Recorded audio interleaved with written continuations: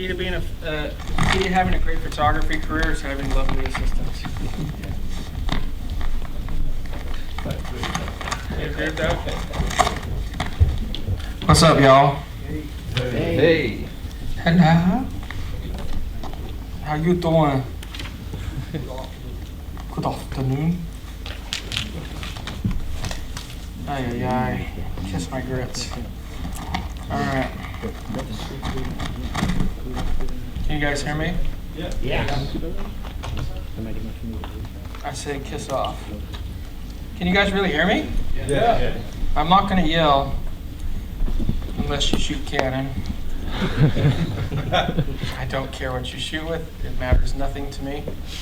All right. You want your mic? Did you get... Did I give you a card to give to him? You gave me 2 cards. All right. You guys met Photo Baggins?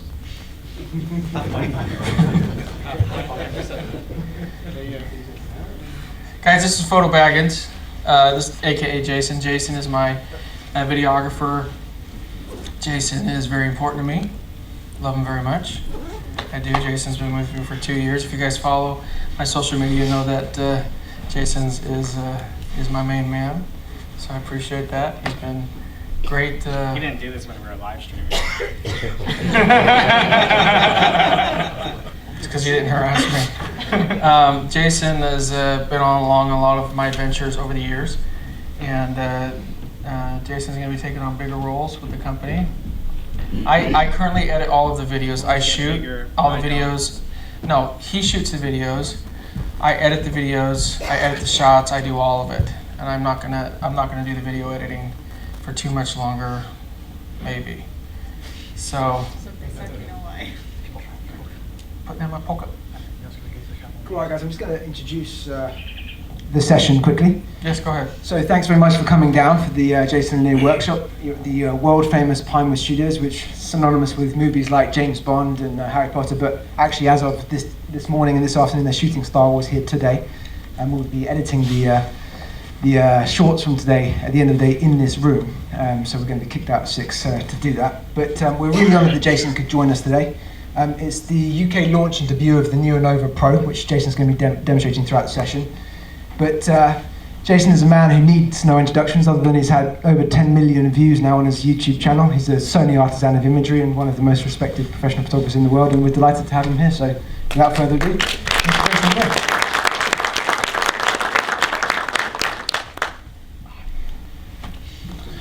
So I need to turn my mic on. Photo Baggins is harassing me.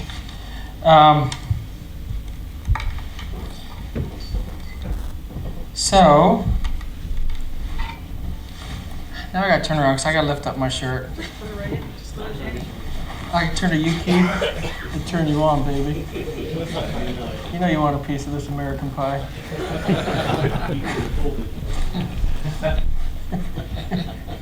I'm the hot commodity, not you. All right, so can you hear me now? All right. Guys, I just want to introduce my crew. That's Jason, Photo Baggins. I was just talking about him before Rod introduced the actual start of the workshop, which I totally understand because Rod kind of set all this up. So Rod, a big round of applause for Jason because he works tirelessly for me. If the video editing gets better, it's because I'm doing it. If it gets worse, it's because I handed it over to him. Okay. I want Kristen stand up. This is Kristen. You guys have seen Kristen in some of our videos. Okay. We released a video today called Sleeping Beauty, and this is this lovely young lady. So in one fell swoop, I took her from being a sleeping beauty to a succubus, which if you guys don't know what a succubus is, it's a woman who tempts men and sucks their soul out. It's a demon. So she's both, so she can play naughty or nice, but she's a model and she's going to be joining our team as well, since I haven't had an assistant for a long time. So she'll be joining us in that capacity. So a round of applause for Kristen. This is Darren. He is he's my man whore, and Darren is assisting today, and he's here from the UK, and I just really wanted to thank him. Believe it or not, I do a lot on my own, I do, but the things that I can't do, these guys are invaluable to me. It wouldn't be right for me to do a presentation without talking about them. So I wanted to make sure to mention that. We have another model here today, Getta. So she'll be doing what we have Mint Frost Pig over there. I just embarrass him because he's a real jerk to me online. But I wanted to talk to you guys today about the world of photography, lighting, and just how the world of photography is changing. I don't think we have enough people who are being honest with people about. It's weird. It's not that some are, but it's not that they're intentionally lying about photography. It's more that either A, don't want to give away information because they want to hog it to themselves, or B, they pretend to know something they really don't. We have a lot of that going on. We do. And my intention with the photography world has been to share whatever I know. I'm very honest with what I don't, but I do know a good amount. And nobody knows everything. And I'm a firm believer in the fact that we all started off dumb, ignorant, right? Naive. And so the photographers who run around and pretend and scoff at the beginners, oh, you don't know what this is or you don't know what that is. That's just, we should stop doing that altogether. Maybe you act that way, maybe some of us act that way because of the way we were treated when we were coming up the ranks. I act the way that I act. Somebody just called me a naughty boy. It's very true. I act the way that I act because, quite frankly, I decided if I was ever in a position, it's really surreal still. People notice me in airports. We were doing a workshop and this painter guy came up and wanted a selfie. It's surreal that people know who I am. I'll just put that out there. It really is. It never gets old. I love it all the time. And so it's awesome, right? But it's surreal that I'm sitting here at Pinewood Studios where they film Star Wars and stuff talking to you. It is surreal. And I'm very humbled and grateful for that. And I told myself if I ever had the opportunity to address photographers, I wanted to try and do so in a very uplifting and encouraging way, but at the same time, a no BS way, right? I'm Sony Artisan of Imagery, which means I'm officially sponsored by Sony. There's about 20 of us in the world. I'm a Rotolight Master of Light. I'm the only Rotolight Master of Light, at least that I'm aware of. When Rod told me I was Master of Light, I said, well, let's make one thing clean. Let's make one thing clear. I am the king of the Master of Lights. He says, we know, Jason. So, that affords me opportunities to do things, but at the same time, I'm very honest about what these products do and don't do, okay? All it takes is for you guys to try the product out for yourself and you say, Jason's full of crap. Or Jason fudged that. Or Jason massaged that. Does that make sense? And then all of a sudden my credibility's shot. See, we've had many in the industry who have fallen because they were less than forthright, less than truthful. And number one, I pride myself on being an honest person, but number two, that's the quickest way to lose everything, right? Your word is everything. I really believe in that. So when I talk to you guys about the products that we utilize or the things that we do, it's with the intention of enlightening you as to what I use and why I use it. I get 2 or 3 sponsorship offers a week. Very humbled that I get them. I'm glad I'm in a position to do so. However, I only am officially sponsored by 4 companies. I turn everyone else down. Okay. From a flash perspective, like monolights, not LED, so I can't say lighting company because clearly Rotolight is a lighting company, it's in their name. But from an LED perspective, or from a flash perspective, I'm not sponsored by anyone, and that's only because I'm waiting for them to do, I'm using whatever leverage I have, big or small, to force them to do more for us. And I've told them I will not sign with you guys until you give us a light that works, that I love, right? And in the meantime, I shoot with what I want. And it's really funny to watch lighting companies get furious when I use one over the other. And I'm like, oh, fix your issues. So why do I mention all of that? I think it's important. You know, when I used to go to workshops and stuff, people would sit there and do a whole presentation. And then at the very end, oh, by the way, I'm sponsored by Nikon or Canon or Adorama or whatever it might be, B&H Photo. I don't want to do that. If I'm sponsored by somebody, you guys know it. And I will not be bashful about it. If you buy something from Rotolight today, I will make money off it. So spend your money. Okay? I will make money off it, and I have no problem. I work my ass off to make money. Don't be bashful about making money, right? It's what you're here to do, but just be honest in how you do it, right? When I charge my wedding clients, they pay a lot of money for me to shoot their wedding. I don't apologize for it. In fact, I'm very happy about it. And I tell them, you get what you pay for, baby. If you want great stuff, then you hire me. If you want mediocre stuff, hire other people. You know, confidence is an important thing, but confidence mixed with self-awareness. You know, I've been shooting professionally now 9 years. I left the hotel industry. I was an executive, as a vice president. I was on the executive level. I was several different roles. I worked in Six Sigma. I worked in hotel operations, did a number of different things. And, you know, I had the whole thing. I had the office with the view overlooking the ocean, 6-figure job, stock options, great bonuses, and I gave it up. And that was a big deal, right? It's a big deal to just give up all that. And it was funny because what happened was I was volunteered for a wedding and I shot it. I didn't want to shoot it. I thought wedding photography was for horrible photographers. And I thought only National Geographic were real photographers, right? So I wouldn't shoot it, but I agreed to do so. I ended up loving it. I shot it with the Nikon D2XS, and then I moved on to the D3, which was a great camera. And then bought a D700 and started shooting weddings. And this is in 2007. When I shot the wedding, it was March of 2007, and I didn't have any other weddings booked because I didn't want to. I didn't know if I was going to like it, so I certainly didn't want to commit myself for more weddings. So I ended up shooting it, and I loved it. So I decided, hey, I'm going to do this. And I was very aggressive. So in that year, for that year, I booked 30 more weddings and shot 30 more weddings while working a 60-hour-a-week job for Starwood Hotels. And what I would do, it's pretty funny, is I had an office in San Diego, and it was right next to the airport, and I wanted to be a destination wedding photographer. So the key to sitting where I'm sitting, the key to being where you're being is to emulate those activities, that behavior. That's the key, guys. So I said to myself, I am not going to be that guy that shoots weddings, 15, 20 weddings. Nothing against it if there's somebody in there that does it. It just didn't work for me, okay? Somebody does it, it works for you, kudos. That was not what I wanted. I would get bored doing that. So I said, I want to be like one of those big photographers who flies the world and does crazy stuff, right? Which is what I get to do now.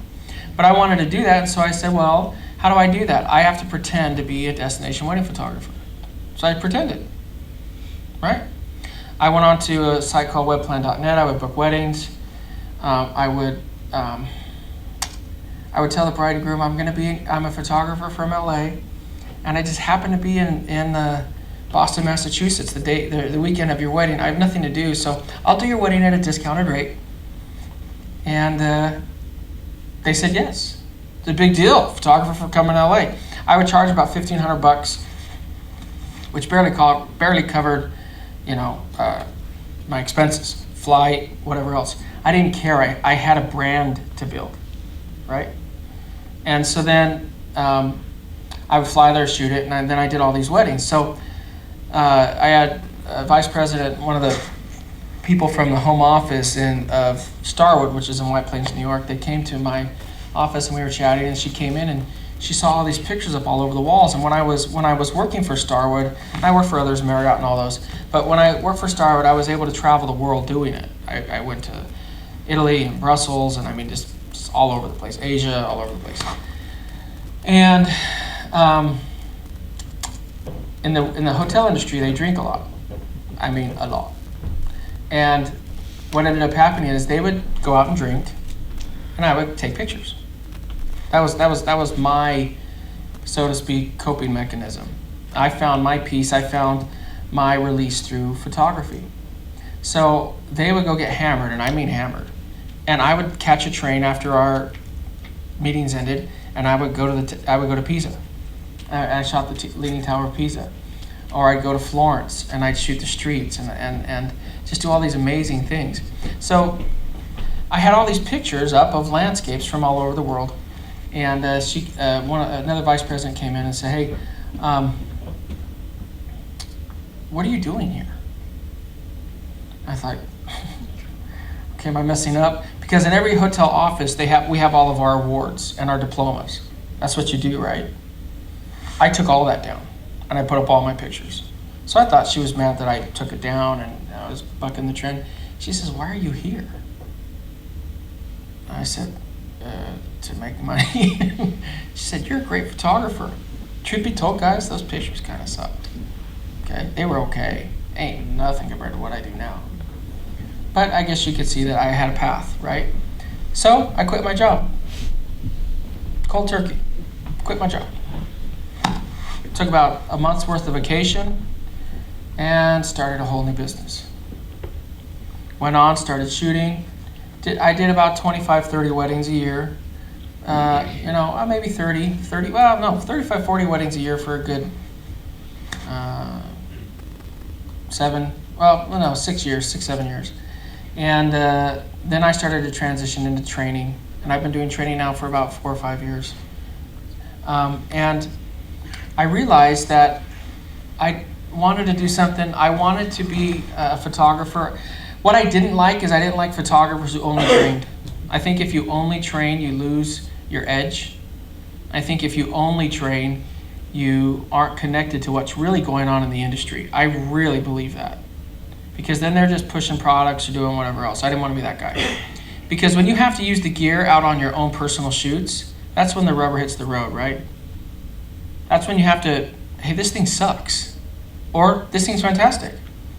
That's the only way you know whether or not that's the case is if you're actually shooting. And not for some stupid, lame, clinical YouTube video, but you're actually shooting for your work that you care about, right? And that's important. When I do my YouTube, who watches my YouTube channel? Good. Okay? Stretch my back. I gotta have somebody walk on it later. But when I do a YouTube video and I'm training, believe it or not, that's still not me at 100% because I'm training to the camera. When I shoot at a workshop, I'm training, so I'm not really, if I go into what I call business mode or work mode, I will ignore everyone there. So I have to make a conscious effort to be a trainer, not so much a photographer, right? I'm there to help and train. So as it relates to shooting, when I go out and shoot, I went and did a YouTube video with Kristen. We've done several, but we just released one today, Sleeping Beauty, and it's one of my favorite works that I've ever done. And I am proud of my work. You guys should be proud of your work. Don't ever apologize for being proud of your work. If you're not proud of your work, who's going to be proud of it? Doesn't mean being arrogant, but being proud of what you do. You should be proud of what you do. Don't apologize for what you do. So, I love that work. Chris and I were in the hotel room last night. We kept turning to her. I show her a shot. She goes, oh my gosh. Oh my gosh. It's exciting, right? That's what photography should be. It should light a fire underneath you. So, when I go out and shoot, I actually keep a pulse as to what's happening in the industry. And when I keep clients, it keeps me connected to real photographers, not just YouTubers, or not just, well, people who don't quite know what they're talking about. I'm blunt, guys, because I think the photography industry needs it. I won't say his name, but I had a vice president of Sony walk up to me and says, I don't care what anyone says, you keep dishing it out there. I said, don't worry, I will. Until I dish it too hard and I get fired by Rotolight. But you gonna fire me, Rod? Not yet. Not yet. You bastard. But the point is, guys, keep it real. And I say all of that because the products that I'm going to show you, the techniques I'm going to show you, are things that truly work for me, right? I'm not going to show you something just because Rotolight wants me to show it to you, or because Sony wants you to see it, or because of whatever. I don't have motives. Because all you're going to go do is if you take what I show you and you go out into the real world and it doesn't work, Jason Lanier is a liar. He's a shill, right? I'm not going to be that guy. So I just wanted to make that point, guys. That's important to me that you know where this is coming from. So as we look at the industry and how it's changing, what are some of the changes that we're seeing, guys? And I like to have a very interactive experience. So you guys tell me, raise your hand or just shout it out to me. What are you guys seeing in the industry that's changing? How is our industry changing now more than it has in the last couple decades? Equipment, and what kind of equipment? Cameras, what kind of cameras? Mirrorless, right? Clearly I'm one of the leaders out there on mirrorless cameras, right? I love them. And I love mirrorless cameras, and I'm here to talk. I'm not here to really talk about Sony stuff, but I think there is a correlation, and it explains why I shoot the way that I shoot. You guys clearly watch my videos, so you're here to glean some of what I have learned. So I love mirrorless cameras because I see what I'm going to get before I take it. It's a big deal. Some folks would say, oh, it's cheating. It's not cheating, it's being more efficient. All of us chimp, right? What's chimping? Solo view, he knows what chimping is up there, right? Yeah. Looking at the back of the camera. Checking out your camera. Right, you're checking out the back of the camera, right? Who doesn't chimp? Good, you're all not liars. Did you raise your hand? You say, do I not chimp? Do you chimp? No. You never chimp. No. You never look at the back of your camera. No. Because I shoot mirrorless as well.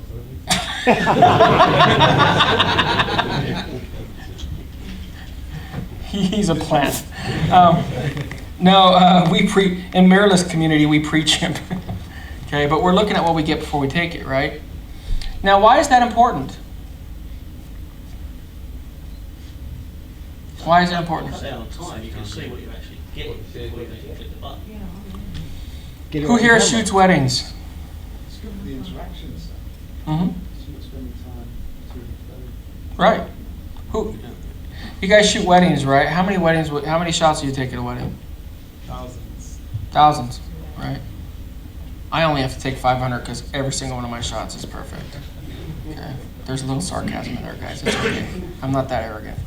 But we'll all take thousands of shots, right? An average wedding, we'll take 1,500, 2,000 shots, right? When I first started out, I'd take probably about 3,000 shots, right? Spray and pray, right? And we did that because we had no idea what we were capturing. We had some idea, but it was post, right? The way that we approached photography was from a reactionary standpoint rather than being a proactive approach. So, are your arms tired yet? A little bit. So, isn't he cute with his little pink shirt? He needs to be taller? No, don't send him to Mordor. Don't send. He does like Harry. That's Lord of the Rings. My bad. He gave me a nasty look. But we're looking at photography from a reactionary standpoint rather than a proactive standpoint when we shoot that old way. I'm not anti-DSLR. I don't care what you shoot with. When I tell you that in my videos, I really don't care. Contrary to some people's belief, I don't get paid no matter what. I don't get paid if you shoot Sony. I don't. I only get paid when I speak for Sony, by the way. That's it. There's no salary. So just understand that, guys. So when we're talking about mirrorless cameras, we're talking about something where we can see what we're going to take. Well, the same is true with LED lighting. I adopted LED lighting 7, 8 years ago. So this is not new, right? I adopted LED lighting. I got some Sony HVL LBPs. I still have them. They still work. They're a little rectangular light, and they're decent lights, right? Problem with those is it's a proprietary battery, and it only lasts an hour or so, and it's a rectangular light. So I was looking for a better option. So a couple years ago, I happened upon the Rotolight booth at WPPI, and I found those RL48s. Who here has some RL48s? Right, it's really the first generation of the small Rotolight, right? So I got those RL48s and started tooling around with them. Then, a year or two ago, Rod calls me up and says, "Hey brother, we got a new thing you got to check out." So they sent me the prototypes for the Neos. I went out and do this shoot, right? San Francisco. And the Neos are amazing, right? They're 5 times brighter than the RL48s, and more importantly, they're round. Now the RL488s are as well, but I'm saying the lights in general are round. Why is that important? Well, Keith, it's like we've spoken before. Never. Never. By the way, I do make fun of people. You can make fun back.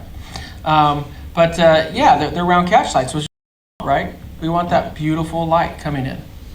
Okay. Then we have the monster. I call it the Neo on steroids. It's the Innova. Okay. It's the thing that you know, if you ever get lost, you just turn it on, and then the bat signal comes, and you can find your way home. Okay. The Innova is amazing. Okay. And I've been using the Innova. Rod, when did I get my first Innova? 2 years ago? Yeah, 2-3 years. Yeah.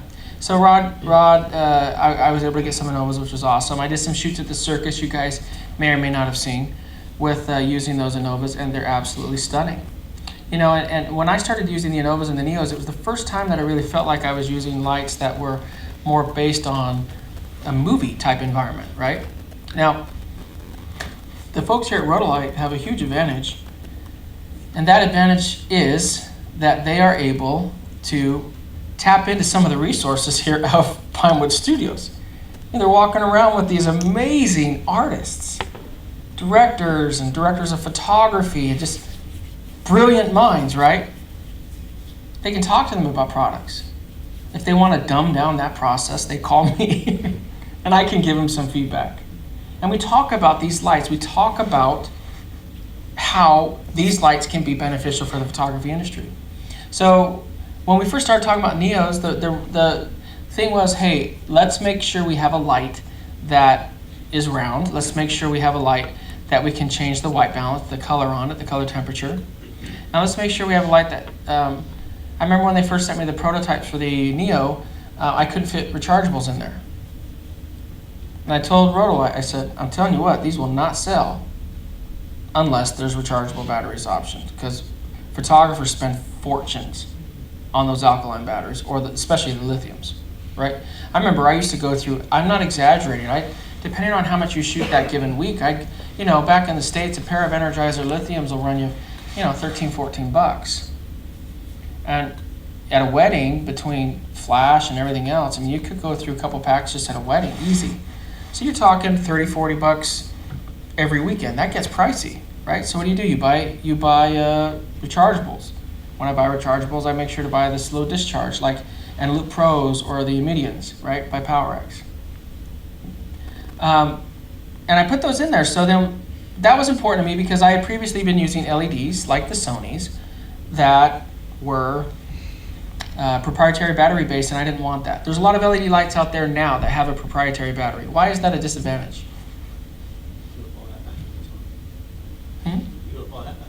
You got to buy that battery all the time is the answer, and that's true. And when it runs out, you're out.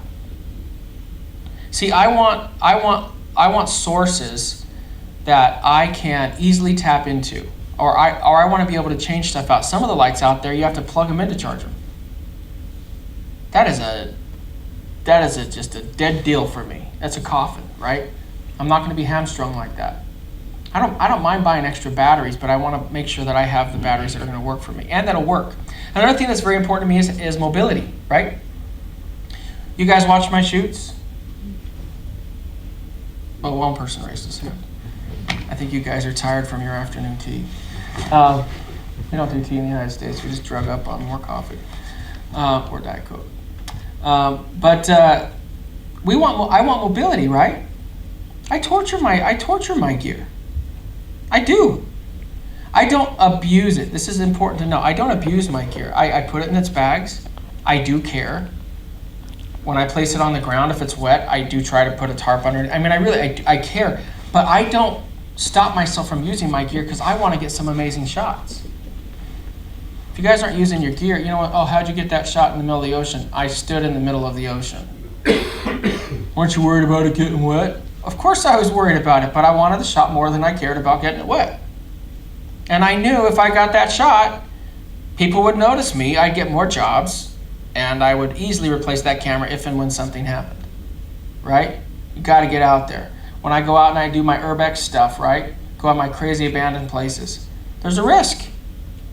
There's all sorts of things in there that not only could hurt me, but could hurt the gear. I take care of it, but I use it. There's a big difference. So to that end, I don't want products that have battery cables. I don't want products that are excessively heavy. You know, one of the things, you guys see my Camaro shoot with the car driving past me? People kept saying to me, oh, instead of the reflector, you should, which is an idiotic statement. Instead of the reflector, you should have used a high-speed monolight. I'm like, are you on drugs? I mean, did you see that thing was going by me at 50 miles per hour? There's no way that would have worked. It would have worked with the Innova Pro, I have to say. But it wouldn't have worked with the monolights because recycle time isn't fast enough. And I didn't want to drag huge battery packs out in the middle of the desert. Sand, dust, it's an enemy to gear, especially when that gear's on the ground. So I'm trying to mitigate and remove anything that could be a potential loss. You're gonna have potential loss with cables. You know, the biggest, let's talk, guys. What usually fails us in the field? It's usually a cable. There's a cable somewhere that goes bad. And you're punching the light. The light has nothing to do with it. It's usually the cable that's failed you.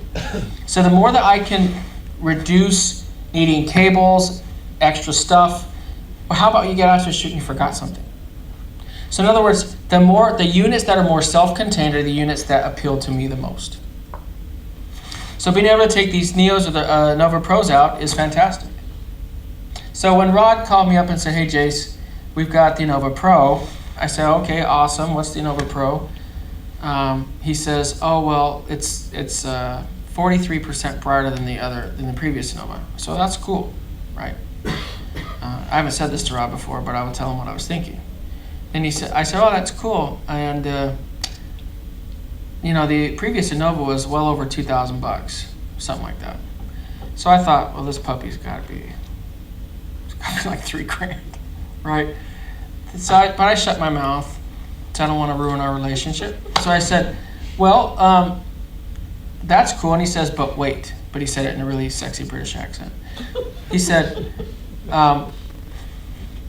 it flashes. I said, what are you talking about, flashes? Oh yeah, flashes. Whatever. What do you mean it flashes? I thought he lied to me, right? And he said, well, no, it flashes, Jason, I swear. I said, well, that's amazing. What are you talking about? And I said, does it high-speed sync? He says, I believe it does, but we want you to test it. You know, we can say all we want, but we want you to put this sucker through its, through its paces.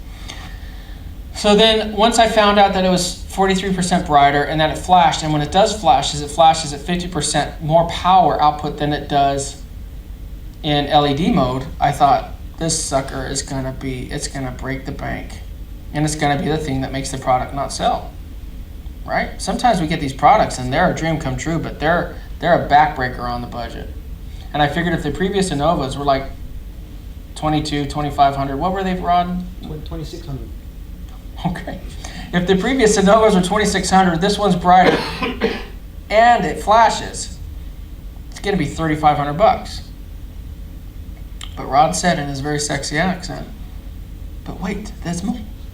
And I said, what? He said, wait till you hear the price. And I said, how much is the price? He goes, it's $1,500 US. I said, Rod, are you on crack? And he said, no, I swear, Jason. He didn't say it like that, he said it nicer. But he said, no, Jason, it's $1,500. And I said, Rod, this thing, that's a monster. When do I get my hands on it? So he says, well, are you going to NAB? So I drove up to NAB and I stole these two Innovas. That's true. That is the truth. Hey, what's up, Mama? So she's mad at me because I told Roger not getting these back, and that is the true story. So I took these two Innova Pros, and then Rod was very nice. He literally handed me a battery charger with two batteries, and it's really precious. He goes, Merry Christmas. He handed it to me, and I said, you've never seen these again, except when I come to see you, but I'm taking them home. And I went out and shot with them. Now, did you guys see my shoot that I did in the desert with the Innova Pro? What was your feedback from that shoot? How do you think it went? It was awesome, right? Of course, I'm a little biased. What did you guys like about it?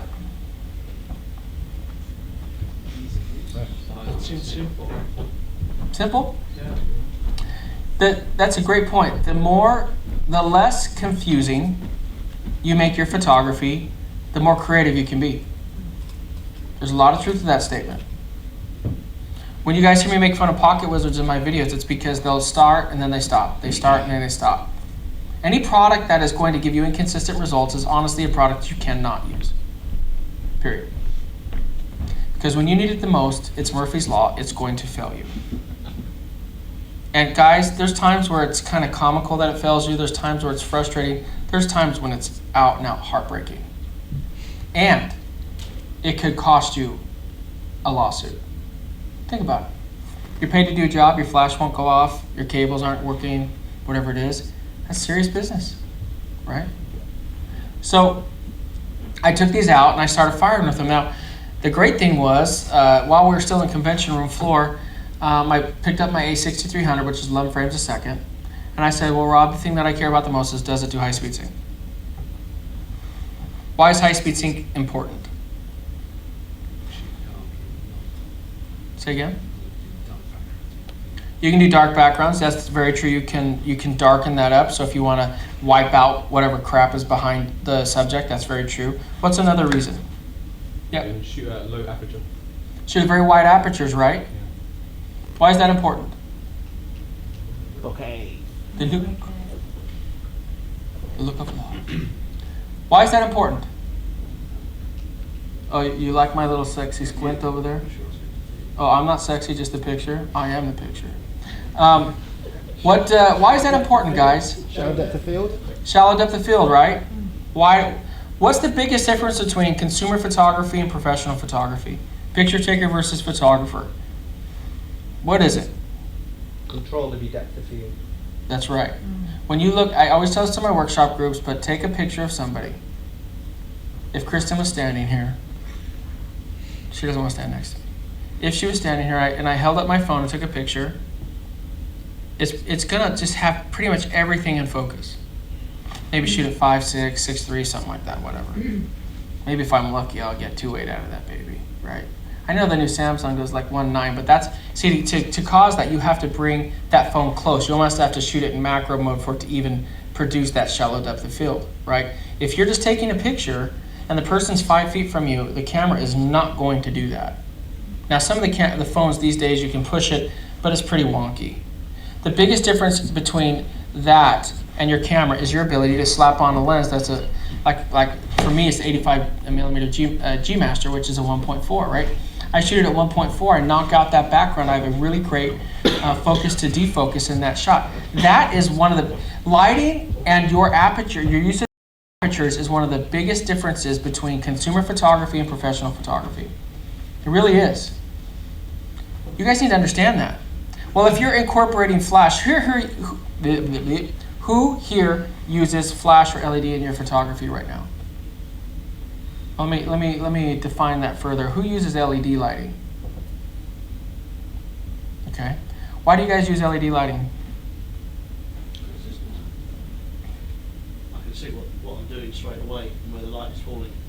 Right. Who here uses just flash? A lot of Rotolight lovers. That's good. So the neatest thing about this product is that it does both. I think that the misconception that we get into, or when I start talking to people about this product, I find myself talking about it and only comparing it as a monolight, right? It's not a monolight, but it behaves in many ways as a monolight, right? Now I think when right now I'm shooting with Pro Photos for my monolights, and with the B1s, I think those are 500 watt seconds. And what we've done some side-by-side comparisons. We're estimating, so this isn't official because we have to make sure that we get it right, but we're estimating it's coming out at 2 to 300 watt seconds is our estimation. Well, what really matters about this is it does fire in high-speed sync, and there's no recycle time. None. That's a big deal. That's a huge deal to me. The fact that I can get shots no matter what. Have you guys ever been shooting a wedding, something, and the flash doesn't fire during that critical moment? Anybody? What happens? How do you feel when that happens?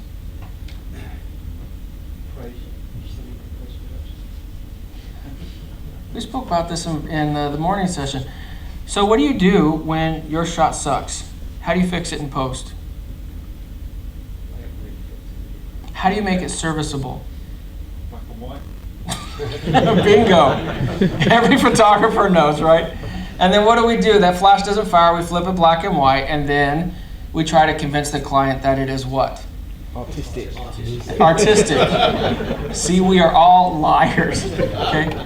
Right? We put it in there and we flip it black and white, and then when there's tons of noise, what do we say? Great. It's film green. It was such an artistic photojournalistic moment, I had to shoot it that way. Well, if that's the case, then why is the one where there's more light, why did you keep that color? It's my artistic impressions. We're so full of crap, okay? Now I understand sometimes you have to massage the truth with the client because your gear fails you. Well, if we can start to work in parameters where our gear doesn't fail us, that's when it's a game changer, truly. Is an ANOVA going to be a flash answer in all circumstances? It's not. But in many circumstances, it is. See, the great thing about something like the ANOVA is I will put the ANOVA on the edge of a dance floor. And they will dance. And I'll turn it on. You can do one of two things. You can turn on constant lighting. Or if you need even more light and you want to freeze frame the action even more, you turn it to the flash.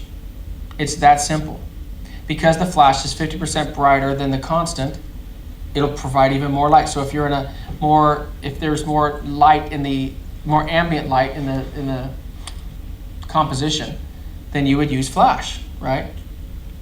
Now, one thing that's important to note is when you watch a video and I'm using the ANOVA Pro, you'll see that that we're holding it close, right? We're holding it closer to the subject. Why are we doing that? Make it softer?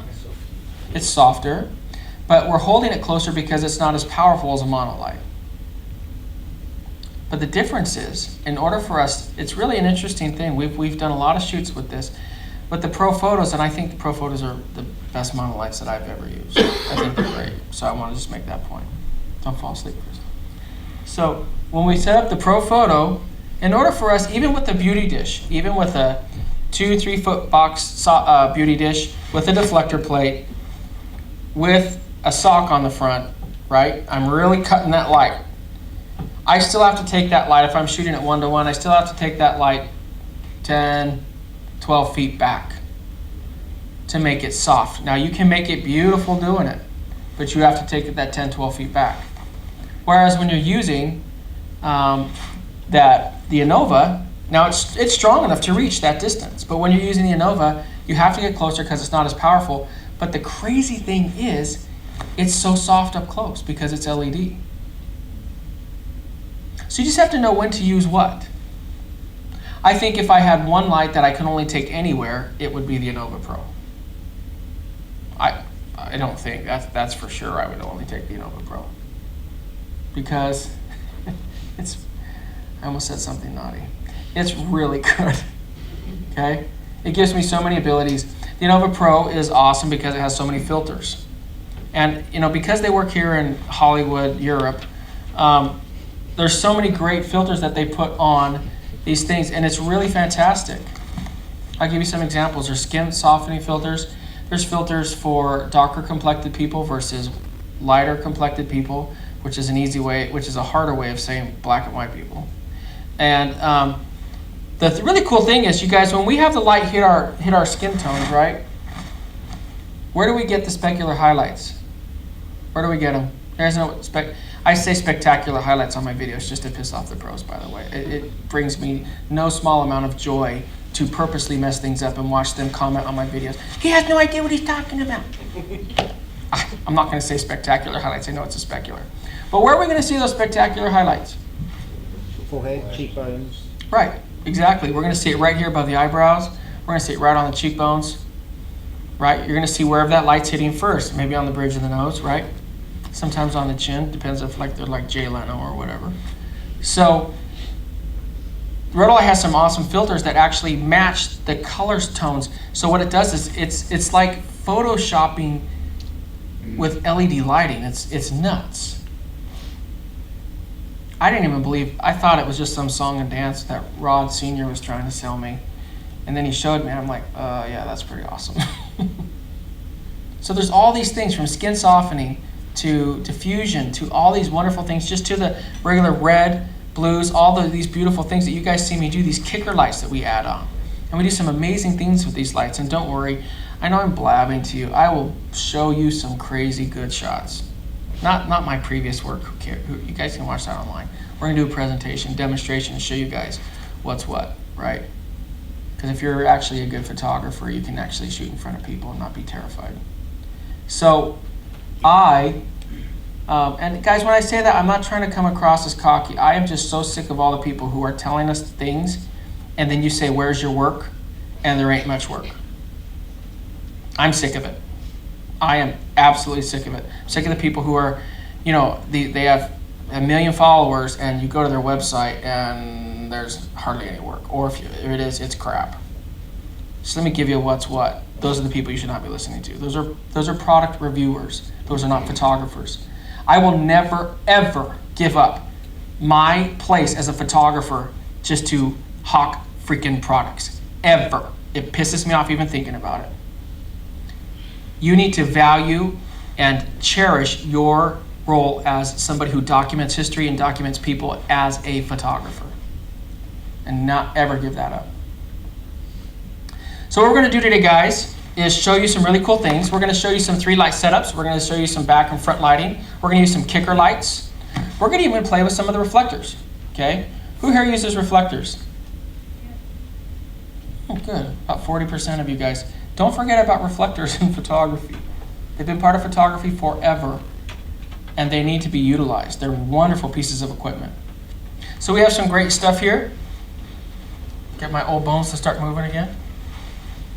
This is the eyelighter, guys. This is a product that I absolutely love because it takes the light and it's purposely angled down. So when your subject stands here, you use a light source and it bounces light into their eyes and it gives them a beautiful catch light. Does everyone know what catch light is? Yeah. Does anyone not know what catch light is? And it's okay if you don't know.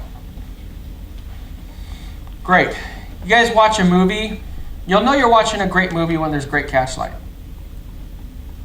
It's when you see that light that hits the eyes. They look alive. Ever watch a B movie on Netflix? It's all I watch, pretty much. I like laughing at stupid crap. The only way I get any editing done is watching horrible movies. If it's actually a good movie, I can't get any editing done. So when I'm editing these pictures of Kristen or whoever else, just trust me, I watch some horrible horror movie on Netflix. It's the truth, okay? But if you're watching great movies, you're going to see catch light in their eyes, okay?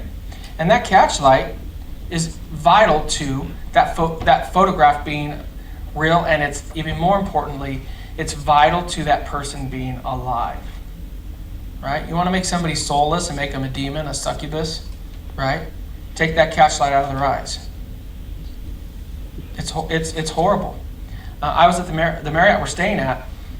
They have really pretty lighting because the light is like this, and the lighting hits the desktop and bounces into their eyes. And I always freak everyone out because I always go around telling everyone. I was sitting at the desk and there was this girl checking us in, and I'm like, "Oh my gosh, your eyes are so pretty. You have great catch light." She's like, "What? Right?" She thought I was hitting on her or whatever. I said, "No, your eyes are really pretty," and it's because of noticing that catch light, right? We need catch light in our images. Again, it's why I have round light sources. You want round light sources, round catch light with your round pupils. Very, very, very important, okay? I'm going to show you guys a mix between the Innova and using something like the Neo, okay? Because what you guys got to understand is the balance between key light and fill light. And then, just for kicks and giggles, and for really great photography, you add a kicker. Okay? I'm going to show you guys how to do a 1 light setup, a 2 light setup, and a 3 light setup. I'm going to show you guys how to do some reflector work. I'm going to show you guys how to do just some really fun stuff. We're going to be tethered here. The tethering, we think we have it completely fixed. There's a few hiccups in the first section, but I think it's just because ghosts haunt me. But don't fall asleep on me. I won't do that. All right. It's guaranteed. Are you having a good time? Brilliant time. You sure you're not lying? Nah.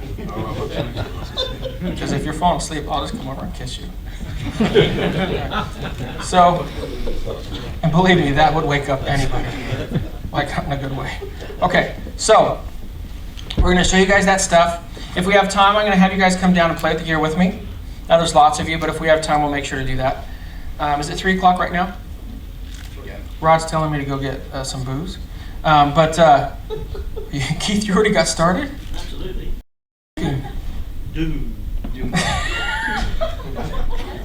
Try it. No. Is it actually booze? I'm not drinking it. Plus, your lips have been on it. All right, so what we're going to do, guys, is we're going to give you a quick break. Before we do, I'm going to ask you guys, what would you like to see? Because I don't do cookie cutter stuff, right? I want to hear what you guys would like to see. So tell me what you'd like to see, and I can help shape it for you. Okay? Do you do portraits? Portraits? Yeah. Is that a portrait? Yeah. Portrait, mate. You know. Portrait, mate. Yeah. Yeah. Where are you from? London, of course. Of course. What's I don't know. There's lots of Polish people here. I've heard of that.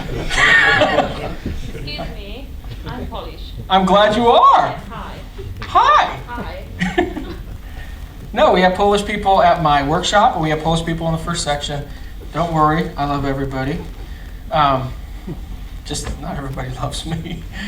But so you guys want to do portraits? What else do you guys want to do? Polish people, what would you like to do? Everything. All right. You shut up. All right, what else? Gels as well. Jill, select some of the filters? Yeah. Perfect.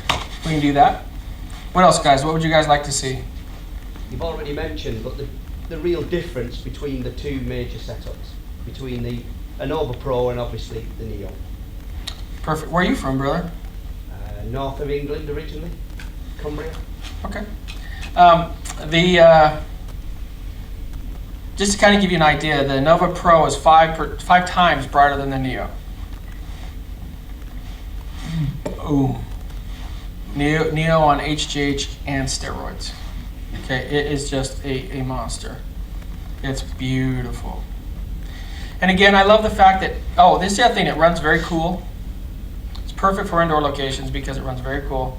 The other thing that's awesome about it is when you're using it in a continuous LED mode, it'll get about 3 hours on the battery at a full charge. When you're using it, that's at 100%, when it's at 100%.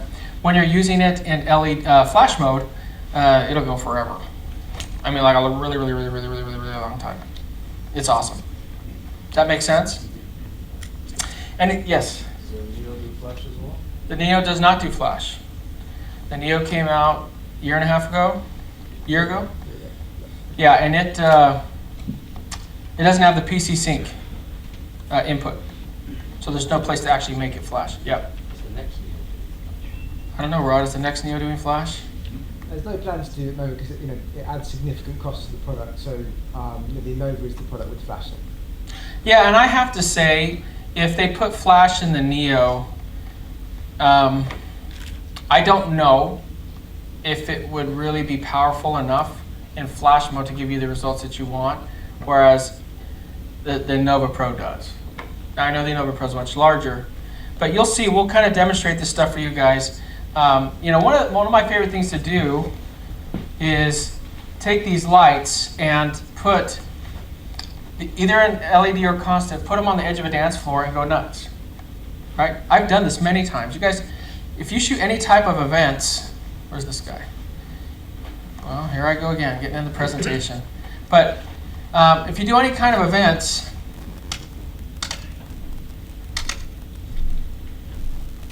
okay, one really cool effect is you put it low to the ground. You guys ever done this? You put a light low to the ground and you fire and everybody's dancing and it throws crazy, really cool shadows everywhere. I'm being serious. It is awesome. And people think they're at a rave. Right? They start doing drugs, everybody's happy. Okay? That's a joke, that last part. So, but there are ways to make this just absolutely amazing. So, anything else you guys would like to see before we take a break? And then, yep. It doesn't. I was going to say a stupid joke. Absolutely, we'll do high-speed sync. It's amazing. And I'll show you guys, one of the coolest things that we did with the Innova was when I ran it at 11 frames a second on the A6300, what ended up happening was I would hit the buffer, right? And when I hit that buffer, obviously the light would stop firing because the camera wasn't firing. Well, we wanted to see really what it could do, so we got a gypsy dancer. So I know I'm full of crap, but this story is true. We got a gypsy dancer and had her dance for us, right? We put it up, we put the Innova Pro up, and I put my A6300 on its lowest JPEG setting, so it would take a long time before it hit the buffer. Okay? Because when you're on full RAW, it'll hit the buffer. It'll hit the buffer in about, depending on your card as well. The card matters a lot. But depending on if you have a fast card, it'll hit it in about 30-35 shots at 24 megapixels. Okay. Whereas when we put it down to its lowest JPEG setting, basic or whatever it's called, I barely know it because I don't use that. But I literally sat there, fire. It went for. We have a video on it. We'll show you guys. It went for 350 shots before it hit the buffer. The Innova Pro fired every shot. We went through and took the wheel and went through back of the camera. Wasn't one misfire on the flash. No loss of light, no loss of power, nothing. It's like watching a movie. It is mental. It's crazy. My man's over there smiling. He's giving me goo-goo eyes. He wants me to hook him up with an Innova Pro. I am going to hook you up. You're going to go outside and buy one. All right. So let's do this, guys. Let's take a quick bathroom break. Let's take a quick take a drink break.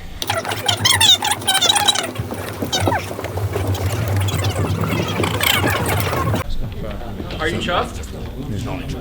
They've taught me some really naughty words over here. What is chuffed? Not enough. This is chuffed. Red little bit piggy. No, that's ripped. That's not ripped. It's got to be ripped. You bastard Brits have really given me the ringer on my fatness. Okay, so I'm going to come back next year and play your fake little games, cricket and croquet and all that craziness. But I can't make fun of your games until I can actually lose. Well, play them. Well, cricket lasts like 4 years, right? Well, we played croquet in America when we were 2.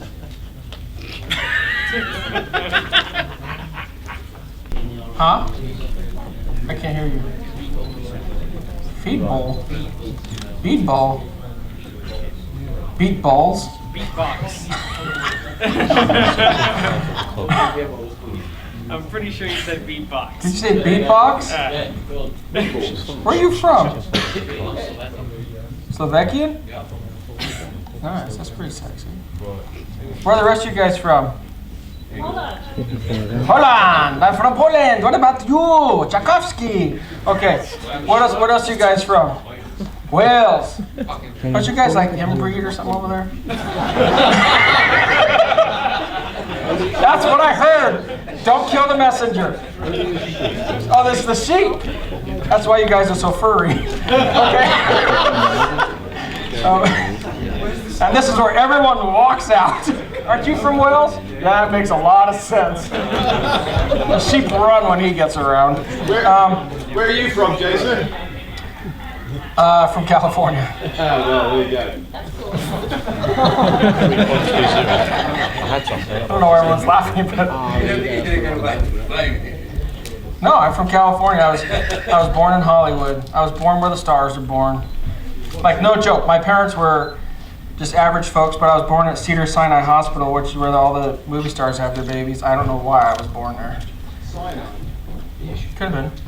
Acid, yeah, could have been. Anthrax. Who knows? Where are you guys from? Come on, you punks. Watford. Huh? Watford. Watford? Watford, round the corner. Is that like from Downton Abbey?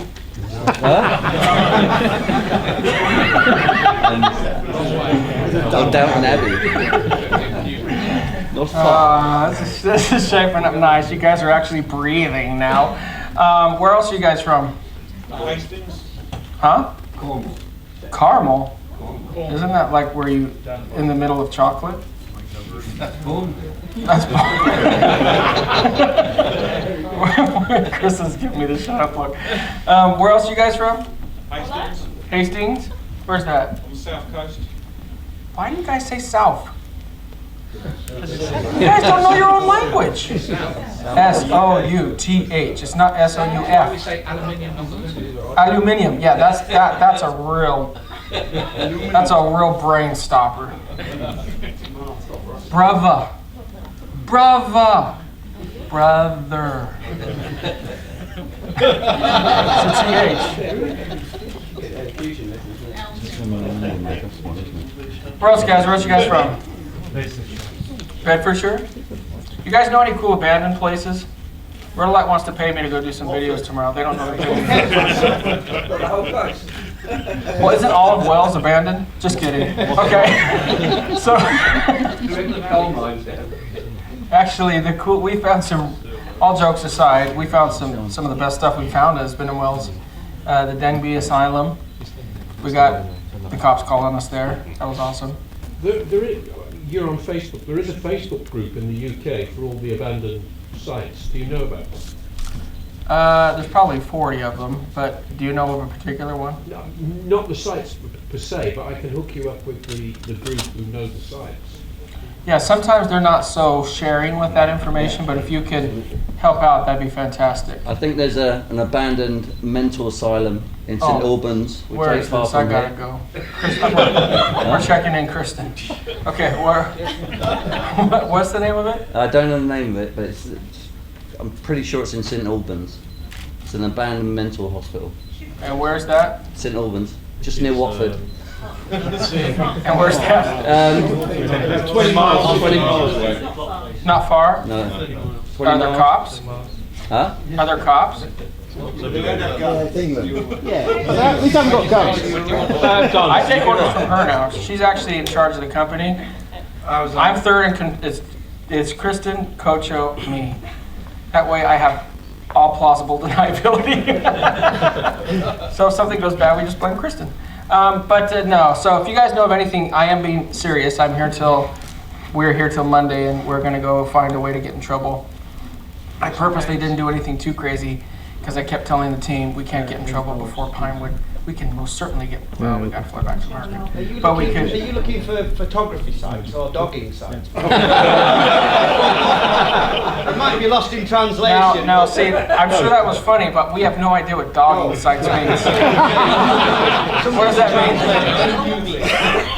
And it won't See, make is the that, final, is won't that, make the final edit. you're Alan tuning me, okay? Yeah. Because I walked up to him and I said, what is a derogatory term for Brits? And you told me, tosses. Pretty accurate, to be fair. So is dogging the same thing? Exactly, yeah. Encourage as much as you can. You are a pervert. Okay. So someone said about a milk factory. You guys know where a milk factory is? Oh, I think they knocked it down. Caves. I know there's the Hellfire stuff, right? Yes, my wife runs it. What? My wife runs it. And I'm on 10% commission. Are you lying? No, I'm not. If you want to go there, I can arrange it. Cha-ching. I'm gonna smooch you. What? Seriously? Seriously. All right. Together with stately home. With what? A stately home. Like a big house, like an American house. Well, I don't want an American house. It's much older than America. She runs it? Yeah. You think we could shoot there after hours? Yeah. Oh my mother freaker. All right. We're going to talk tomorrow, or tonight, or today, Chachi. All right, fantastic. Do you want to go to Downton Abbey tomorrow? Where is that? That's just a fake TV show, right? It's a high clay house. It's a high. It was partially filmed at the house my wife runs. Lady Mary's bedroom was filmed in the tapestry room. And the rest is down. What is with you, man? Where have you been all my life? If you guys have access to any of these places that I could preferably shoot without the Rosers coming, that'd be fantastic. So, They're photographers at Highclere if you want to go there tomorrow. where's that? Downton Abbey. About an hour from here. All right, we have lots of things to talk about. I love you guys. Thank you for helping me. And now we will get started. And then we will do some amazing things. So, You probably heard me say this in some videos, and it is very, very true because I do not fib in my videos. Do you guys use the word fib? Did you type it? So, what separates, I said there's two things that separate professionals from picture takers, right? What are those two things?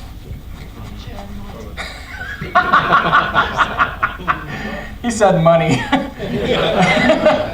Very true. Well, there's three things. All right, what's that? Well, but if you know, it's funny. It is funny because if you're a professional, you've, not all the times, but a lot of the times, you've worked your way up to acquire fantastic gear. That's very painstakingly hard.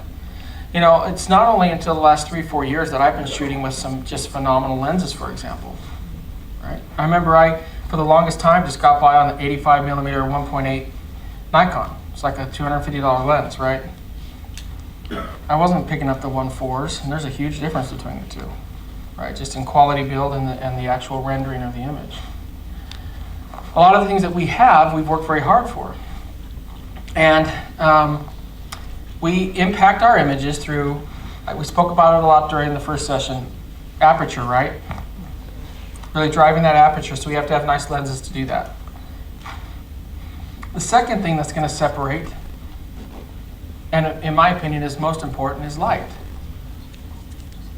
I shot this beautiful young lady yesterday, or a couple days ago, and released a video today about Sleeping Beauty. And in the video, you'll see one of my assistants is there, volunteer assistant, and I do that for you guys. I'll always put it out there. If you go to facebook.com/groups/Jason Lanier workshops, that's my private workshop group. We're almost to 7,000 now.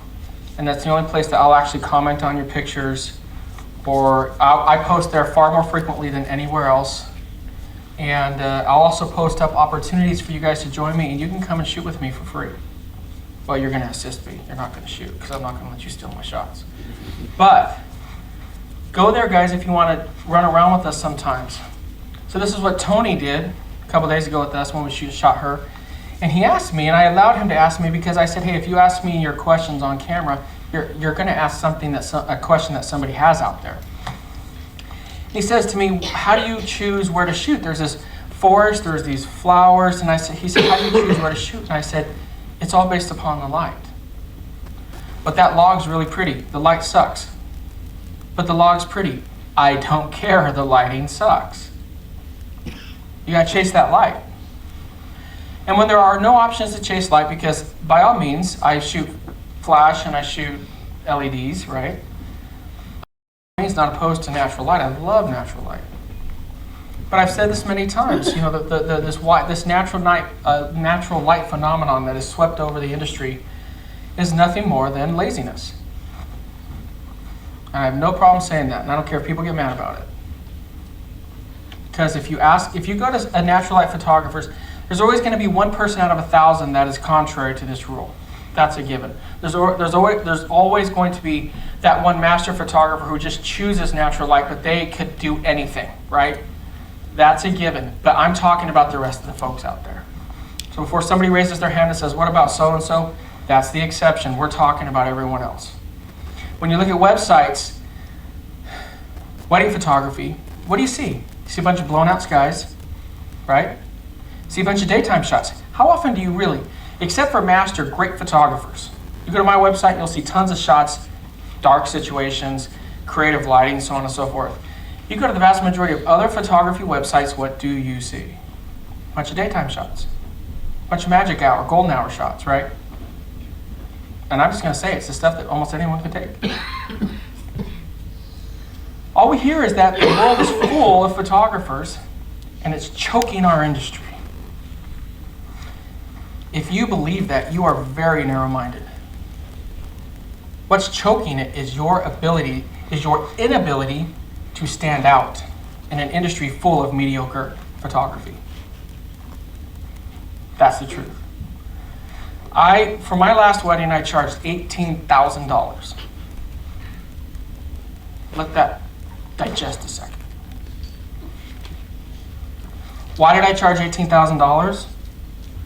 Because I'm good. And I know it. I charge $18,000 because my client wants Me and only me. I am the only photographer on the planet that she will book. So she's gonna pay, right? I've gone from shooting 30 weddings a year to shooting 5. I love it. I can focus more time on my clients. I can charge more money. And I can do what I want to do. I can be standing here instead of needing to shoot a wedding. I can be standing here talking to you great folks. Because I've made those decisions. Because I took the time to learn lighting and posing and composition. But what I want to make clear to you guys is, I'm not standing here telling you I'm better than you. Don't misunderstand, I'm not saying that, I'm not. I've either put in more time, I've either worked harder, I've either had more opportunities, but you create your opportunities, you guys understand that, right? See, I'm legally handicapped. I'm missing half of a hip socket. I won't walk. It'll be hard for me to walk. I don't know. If I'm up here for a good amount of time, it'll be hard for me to walk up. You guys watch my videos. If you watch me, if it gets late, I'll be walking with a limp. There's certain times I can't walk at all.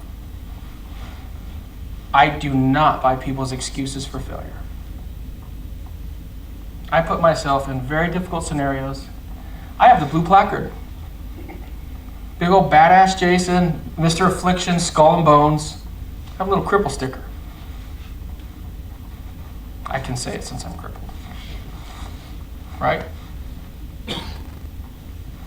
No excuses.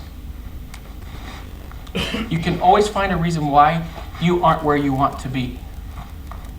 You can always find it. Or you can find a way to make yourself be in a position to do the things that you want to do.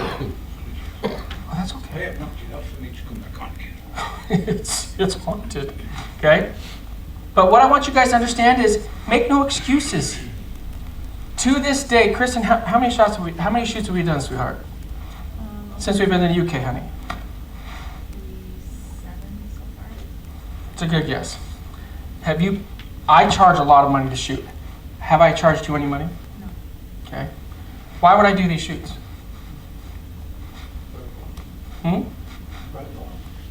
Oh, profile, like Share knowledge, put something back in. put something back in. All that's true. For the Yeah. I'm a Sony artist of imagery. Do I need to improve? Am I better than a lot of photographers? Does that rub people the wrong way when I say that? It might. It shouldn't. My work's there for you to judge. Right. And never stop learning. You lose your edge. So when people say, oh, I just can't get ahead, I say, how often do you shoot? I don't know. Once or twice a month. That explains it. You're not going to get ahead. Poor Kristen. Poor Kristen. Drag her around the planet. And I see something pretty, and I hear her go, oh. Because she knows I'm going to yank her out of the truck. Not literally. I'm going to have her come out of the truck. Like we were driving, the first day we were driving to Whitby, the Whitby Abbey, and we passed a rapeseed field. By the way, you guys really should change that name. And we drove past a rapeseed field, and it was beautiful, and I just, poor Jason and Kristen are in the truck, and I literally go, Arr! They said, what's going on? I said, we're shooting right now. Pulled them out and shot. See, it's never ending, but you guys have to improve, right? Please don't think that this stuff comes easy. That's one thing that you cannot take away from this. You cannot take away, I had a lady tell me, and she said it in a very nice way. She's a fan, she did not mean it in a mean way. But she came to my Scotland workshop, she goes, you know what makes me really cross about you? I said, what? She goes, it makes me so cross how you walk up, you're in a video, and you'll go, bam, back of the camera. And she's like, I can't believe you get that shot like that. And what I tell her is, I said, what you don't know is that's years of experience, right? Years of shooting. I'm at a very great place right now. I'm very, very humbled. Believe it or not, I'm very humbled to be here. I truly am. When I say I'm a good photographer, everyone should believe they have that inside of them. If you don't, you should get out. Or if you don't, you should find it. Okay? So I'm not bragging. I'm just saying I know that I'm worth what I charge. I know I'm worth it to stand up here. So when you guys are getting out there, practice. Practice, practice, practice. The best thing you can do is watch this presentation right now. And within a day or two at the most, you need to go do what I've done. Every day that passes is like a rechargeable battery that is not a slow discharge battery. Every day that passes, you will forget more and more and more. That happens, right? Who remembers what you learned in college? You couldn't probably repeat 1% of what you saw in a textbook because you're not utilizing it every day. But whatever you do every day, you could recite to people, right? Practice, guys. We're losing it as an industry. See my video, The Art of Photography, how we're losing it? You need to watch that video. It pissed some people off, and I don't care. It needed to be said. Learn the art of it. So when you need to, because here's the thing, right? When you go up and shoot, oh, that's not a good shot. When you go up and shoot, that guy's really packing away some M&Ms, okay? But when you guys are up there shooting, and you have to get a great shot, how much time do we have between the ceremony ends at a wedding, and then we do the group shots, and then we have to shoot? How much time? And then we have to do the couple shoot, right? How much time do we normally have the couple? 40 minutes is a lot. 15. If you're lucky. Yeah. The norm is 15, 20 minutes. What does that tell you? This is a once-in-a-lifetime event. Or if you're a Kardashian, once in 5 lifetimes. Or 5 times in 1 life. You have very little time, so you have to get it right. It's another reason why I love mirrorless and LED. I can see what I'm going to get, I take it, I'm good, I know it's going to be awesome. If you watch my new video with her, The Sleeping Beauty, what I say at the very beginning of the video, we laughed in it, she was listening to it in the car, and sometimes I listen to what I said, and I'm like, I can't believe I said that. But watching the video, and I said, this shot's going to be amazing. I haven't even taken a picture, I know this is going to be amazing. I'm able to say that because I'm able to monitor, meter, value, look at the light, look at what's there, and I know this is going to be epic. Because I've practiced so much, it's second nature at this point. Practice. Practice, guys. All right. My soapbox is officially busted. So, let's do this. You gotta come up, please, for me. Let's give a round of applause to our beautiful model. Okay. All these women are so much taller than I am. Makes me feel what it's like to be you. Okay.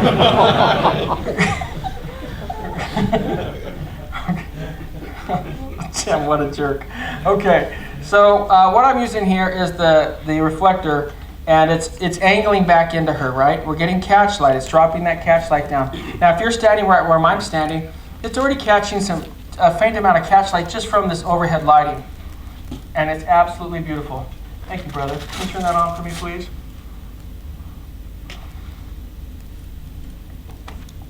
Okay. Now what you're going to see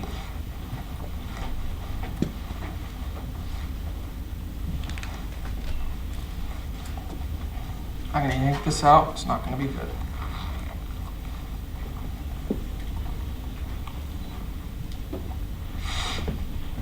Thank you, Kristen.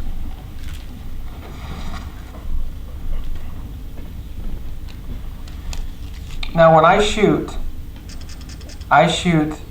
wide open, just so you guys know. When I shoot, there's no use in getting a 1.4 lens and shooting it at 2.2. If that's the case, just buy the cheap lens and shoot at 2.2. It's worthless. So if you're gonna get wide lens and you're gonna spend $1,600, $1,700, $2,000, use it what it's for. That's my opinion. I happen to agree with myself. Okay. All right. One. Now I'm gonna look to see how this comes out in the screen versus the here versus my. All right. So you see that catch light under the eyes? That's being cast from the ANOVA down into the reflector and into her beautiful eyes. She has beautiful eyes, by the way. Okay, now let me show you something cool, guys. Typically we have to, if I don't drop it on her and get a lawsuit, any legal bill, send to rotolight.com. Okay. What I'm going to do now is a mixed effect. I don't want to stab you. Darren, can you turn that up, please? Can you turn that up, please? Thank you, brother. So I'm going to actually try to pull this off, do a kicker light and a key light. So the key light's going to come from bouncing this light off the reflector into her eyes, and the kicker is obviously going to come from the light beam behind her. So this is just a way to utilize one light source, okay? Bring this up.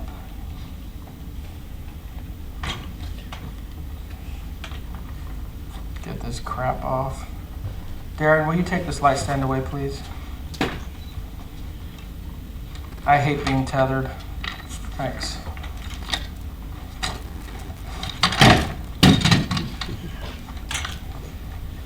Did you like that? No, dude, I'm going to show how bad I am.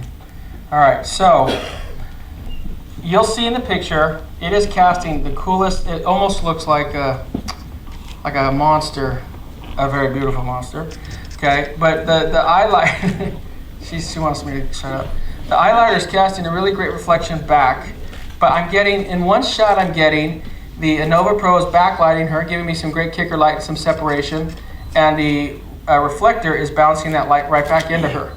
Okay. Also, the Innova Pro is already so soft, but by the time I diffuse it with the diffusion panel there and kick it back with the reflector, it's incredibly soft light. Did you enjoy that, or should I take a picture of it? Take a picture, Keith. All right, thank you, brother. One.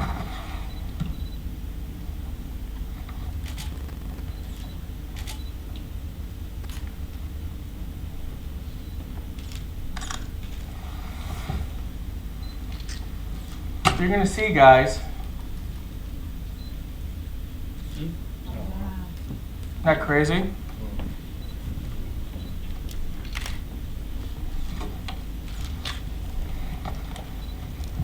Hey, Darren, pull that light off to the side for me. Just a little bit back. Take about 2 feet back. Right there. Perfect. Stop. How do I know how to do that? I just shot a lot. Just shoot a lot, guys. I'm just... Nobody who is successful is lazy, except the Kardashians. Okay? So if you guys want to be successful, just work hard. Okay, bring this back up. Now see, the reason I love this, I feel like it's a hammer claw or something out of a movie, right? Come up here and suck up my boozing buddy over here. Okay? The reason this is fantastic is it's light, as you can tell, because I'm not that strong, too many M&Ms. So if I pull this up, it's light, and I can hold it, and I shoot with it. It's another reason I love the mirrorless again, because it's small, and it's one-handed. See, being one-handed is a huge advantage. Being able to shoot in a live view is a huge advantage. Okay, so bring this up.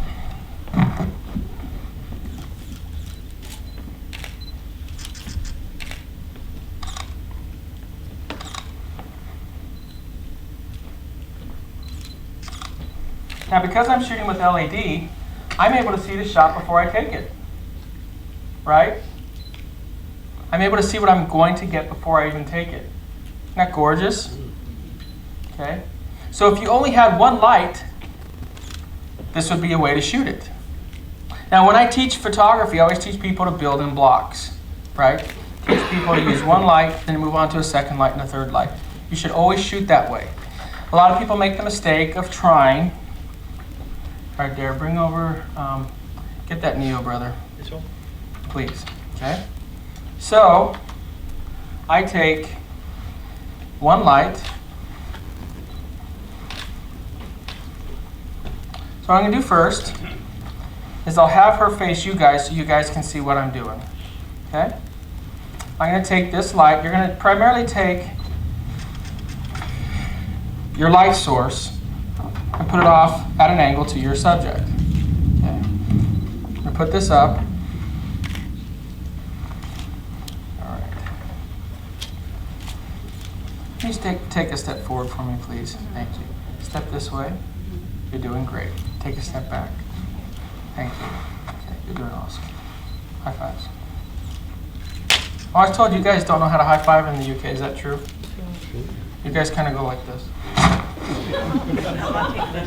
Oh, you're not English, so that's why you know. Where are you from? I'm from Lithuania. Lithuania. Okay, Yeah. so the Lithuanians know how to high five? Yeah. All right, fantastic. So now we have profile lighting, right? So we have light on the right side of the face, and I see you smiling, Mint Piggy. We have light on the right side of the face, and we have shadow on the left, right? Now, if you want a profile lighting shot, this is how you would take it. Now, all we do to go from profile lighting to something like Rembrandt lighting, which Rembrandt lighting is my favorite, is what? What's the difference between Rembrandt and profile lighting? And where is it? Triangle on the cheek. Right here, but we're illuminating that eye. We're going to bring both eyes into illumination, so you have one side of the face lit, the other side is illuminated, right? You want to make, and you want that light to splash on the cheek, okay? If you look at great movies, I was watching, I think it was Return of the Jedi, and Luke was looking at his father, Darth Vader, and this was after Darth Vader just threw the Emperor down the big hole, and huh? Spoiler alert. Spoiler alert. It's like 30 years ago. Okay. But Luke Skywalker is looking at Anakin, Darth Vader, and I'm watching the movie, and I just see this beautiful Rembrandt lighting. I'm like, that's awesome.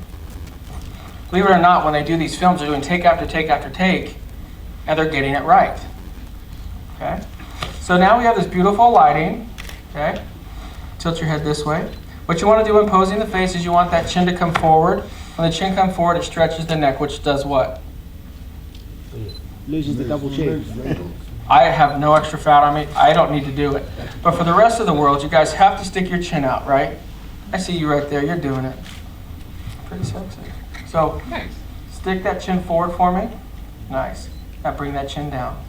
Now when she brings the chin down, what does it do? Say again. Adds the shadow? Yes. Helps it create the shadow, but it also defines the jawline. Because see, if her neck's like this, it all kind of blurs. Whereas when she brings her chin forward and down, now it's a very strong jawline. Okay? So when you see me doing that in the videos, that's what I'm doing. All right.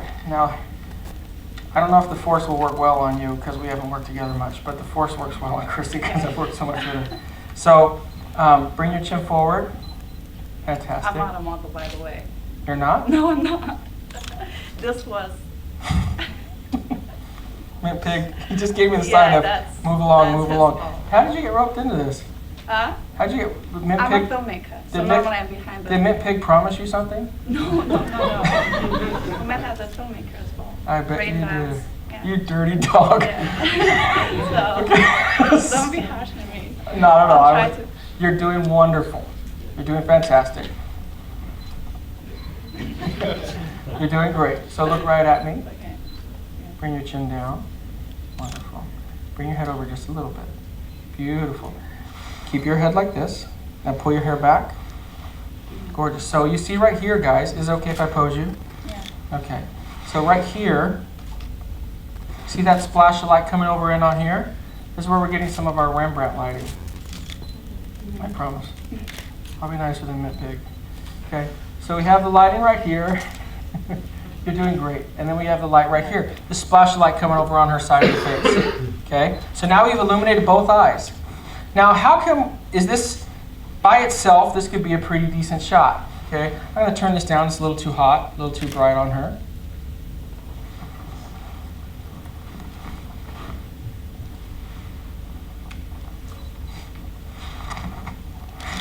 Oh, I turned the camera off again. Here we go. What an idiot. Every time I turn the camera off, it has to resync. All right, one. Chin down. Beautiful. Okay, so what I'm going to show you guys is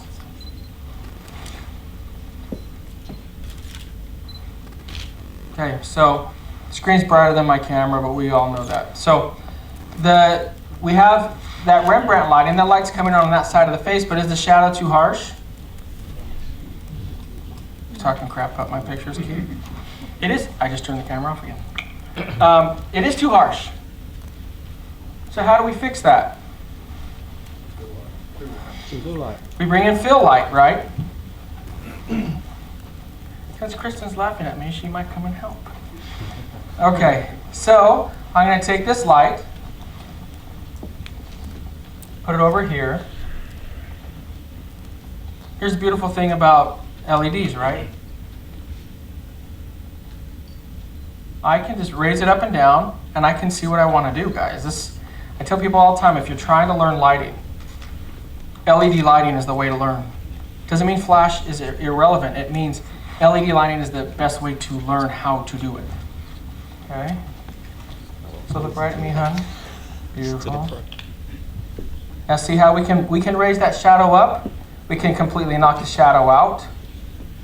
Or we can bring it down. And we want some shadow, right? The shadowing slims the face. She doesn't need it. But the shadowing slims the face. And it's more aesthetically pleasing to the eye. Okay? You're doing great. You really are. This one's at 19%. This one's at 15%. Okay? So, but this is the key, that's the fill. So again, I'm building in building blocks.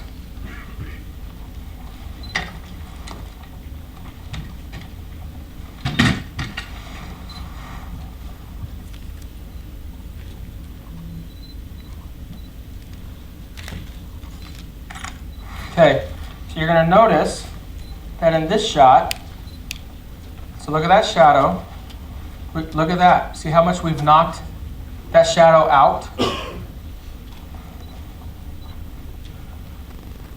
You know the other cool thing about it? Look at the catch lights. See what we did? She has double catch lights.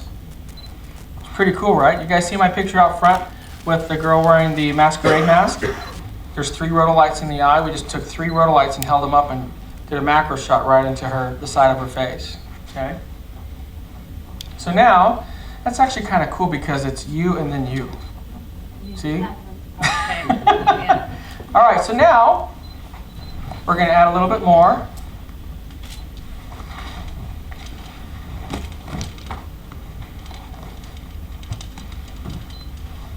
I'm going to bring this Innova Pro over.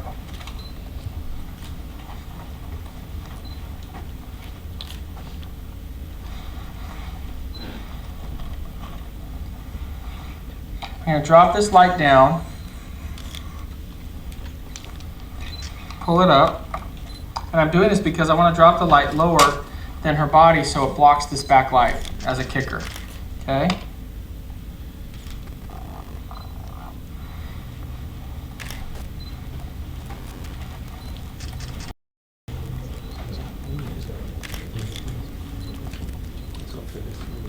You look beautiful. You're doing great. I'm so sorry.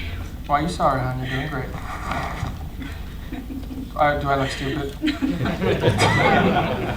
You should have said yes. That would. Kristen would have said yes. Just think of Mint Picnic. Okay. 1, 2, 3.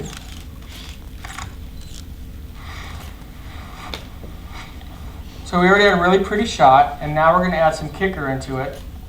And now we're really starting to shape our light, right? It's about building blocks, guys. So let's give our model a round of applause. Great job. Thank you. Now I will torture Kristen. All right. Coming out, honey. All right. I know I did. Thanks for letting me know. I'm about as slow as a steamboat today. Okay. What we're going to do is, by the way, if you're wondering, I'm shooting with the A514. My settings on those last shots were 2/50th of a second, 1.4, ISO 400. So let's do this. Hey, do we have the blue filter? Yeah, let's get the blue filter. We did a shoot in LA in a studio where we did a body paint shoot, And they wore black, was it black paint they were wearing, Jace? Yes. Yeah, black paint. So you want it on this one? Yeah. Okay. Yep. And we put blue on one and red on the other, and we made her purple. It was really cool. So she's going to be purple in honor of Prince. Okay. Starts with the T, right? All right, so in case you guys are wondering again, this is a Chimera softbox. What this does is this actually goes over the barn doors. Just like that, just like this Innova has barn doors on it.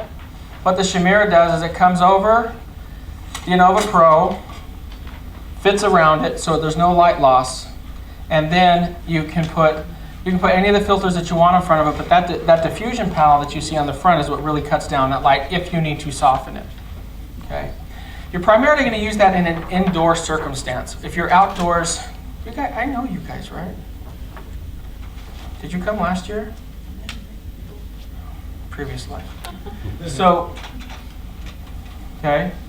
So, I'm going to fire this one on a strobe, because I do it a lot. I'll do a lot of strobe work, strobe and LED mix. Okay.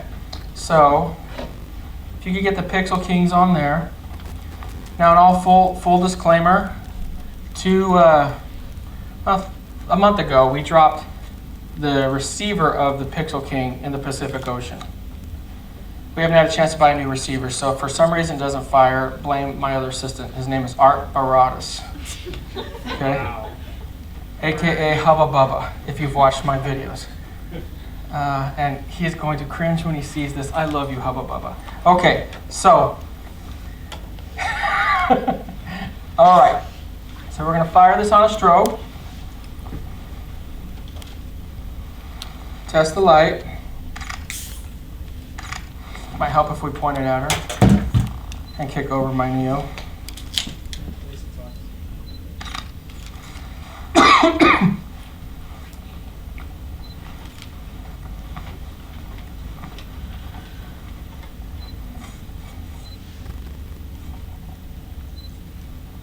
Watch this thing fire, guys. This is crazy.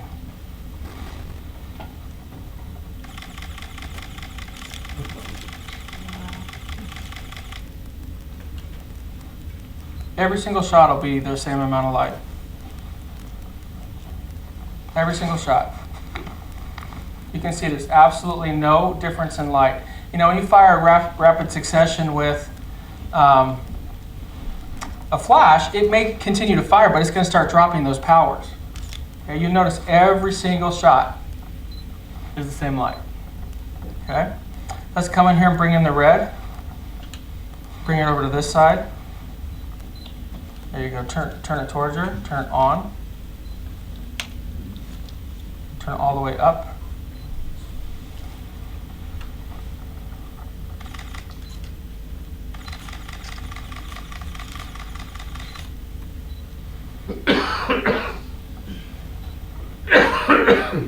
Now I'm only firing fast just to be stupid, really. I'm very adept at being stupid. But what we're going to do is this red one's eventually going to kick in. I need to stop doing this. There we go. Okay. Now if I turn this, we need to take this off.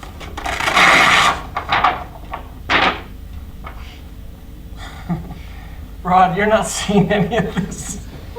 Okay. I'm going to take this light.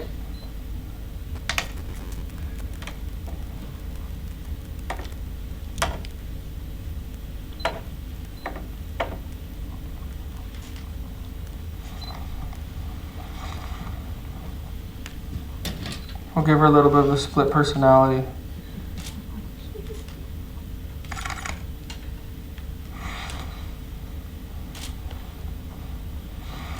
And what we're going to do is bring that Neo over, Darren.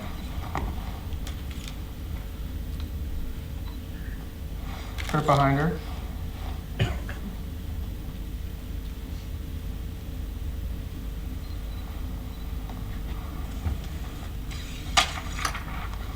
Take this. Put it over the back one.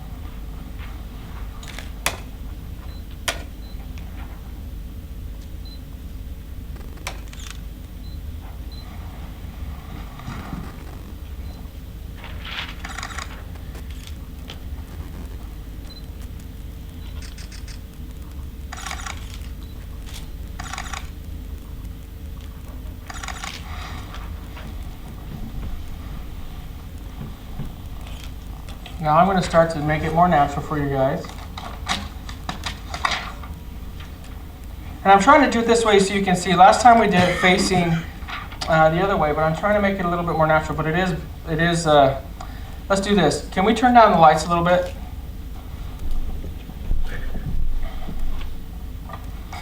That's awesome. I'm going to turn this way so we're not going right into the screen because it's blowing the screen out.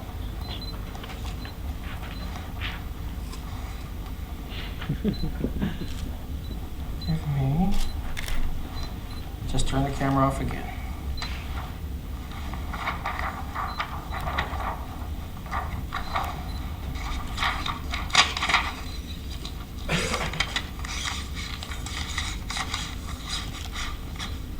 So these filters, guys, just slide right over. Okay.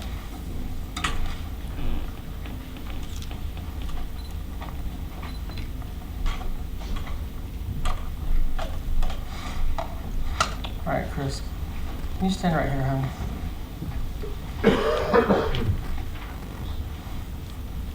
Come and block me. There we go. I always tell the models, if you can see me squinting or if you see the light hitting me, just move until it's blocked. Okay? Come forward. Right there. Spread your feet out. Okay. Hips this way. Beautiful. Bring this light up. You can control the flash duration, which for all intents and purposes controls the actual power on the flash. It goes from 1 to 50. When you're outside, you're primarily going to be shooting at about 50. When you're indoors, it's going to be lower. So right now, I'm at about 10. Okay? Where did I? Oh, right here. And put this on so it softens the light more. It's Velcro. It goes on incredibly easy, as you can see. Okay.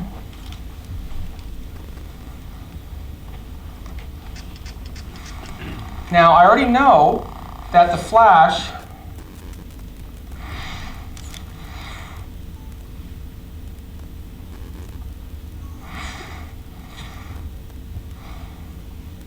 I think it's trying to connect again. I gotta stop turning it off. I already know that the flash on the left side of her is going to cast a shadow onto the right. Bring this over. So Darren, go grab the go grab that. Yeah, go grab that reflector.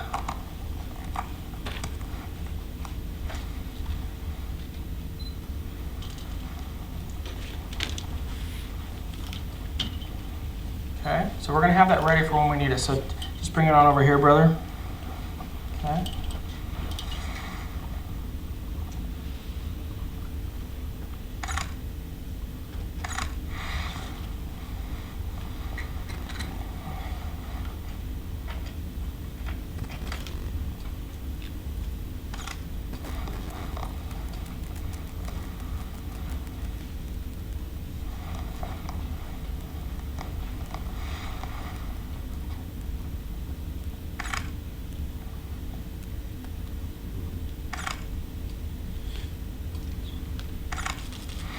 So if you look at these shots that are going to start coming out, you're going to see, what am I just selected? Oh, there she is. Okay. So we have a really cool effect, right? We have that rim lighting in the back, and we have the key light coming in on the front. But great photographers, good photographers are problem solvers, right? So we need to balance that out, because a lot of photographers would be happy taking a shot these days if they're shooting with off-camera flash. They'd be happy to get a shot like that, right? They got a nice red light behind her, some rim lighting.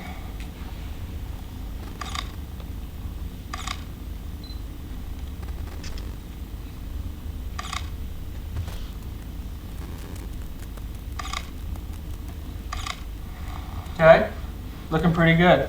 Now we're going to bring this reflector over. So grab that reflector, Darren.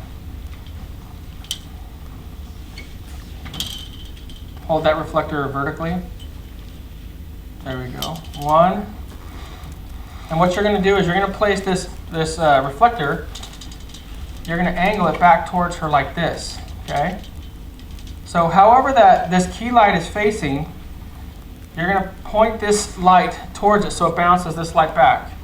I know you guys can't see real quick, but you'll see the shots, and then we'll move so everyone else can see, or so you guys can get a shot too. Okay?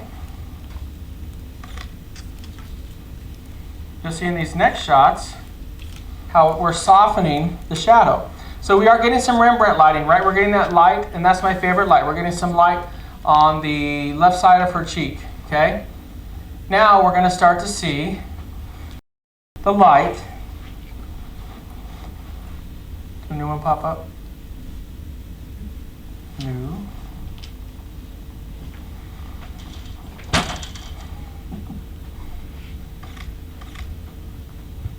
Dance, Kristen.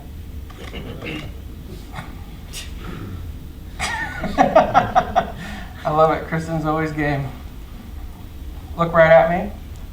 Okay, spread your feet out. Wow, that's awesome. Guys, you know, a trick to silhouettes is it's funny how you set up lights. If you want an awesome silhouette,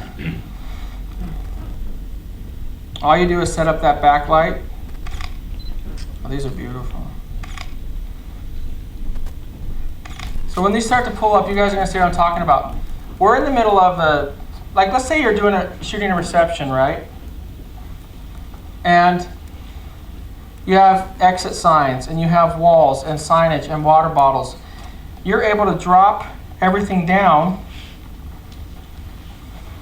Don't show any of my nude shots, all right? Please, for the love of God. One, Keith was taking them last night. Okay? Kristen's mortified. She no longer wants to work for me.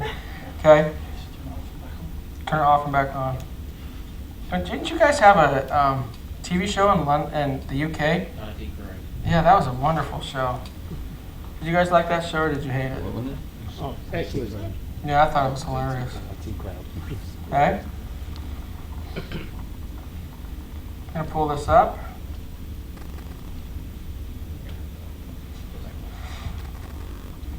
Unplug the cable.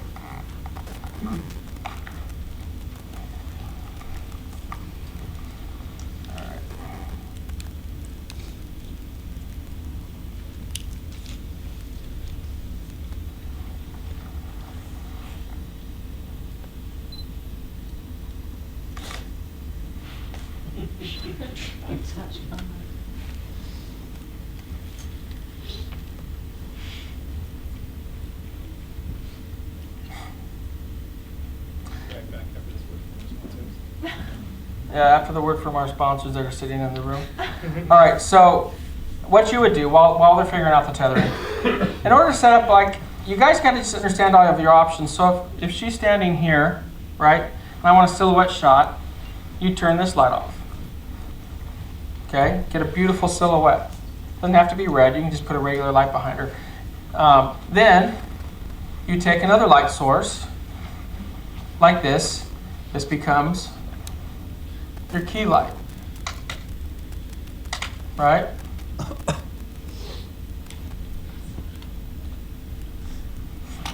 If you guys are methodical with your approach to photography, your photography is going to be 10 times better. Then you take another light source and you put in your fill.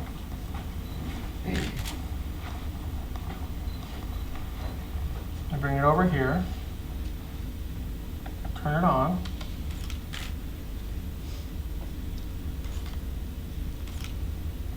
One thing I failed to mention is the fact that you can actually change, see, the color temperature is huge because I can actually match these in all the lights now. Okay, which you definitely want to do. You don't want them casting off different hues. Okay? So now look right here at me. So just pretend the tethering is working. Take this over. I take a shot of her. I have great kicker light in the back with the red.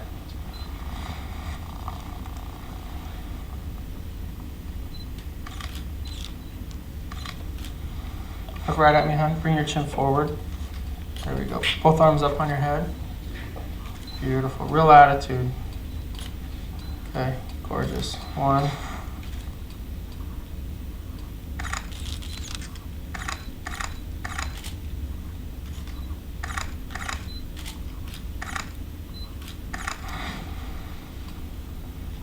So we're getting some really great shots with the light coming in, but we're still getting some shadow on that side of her face. Trying to look at me, Chris. 1, 2, 3.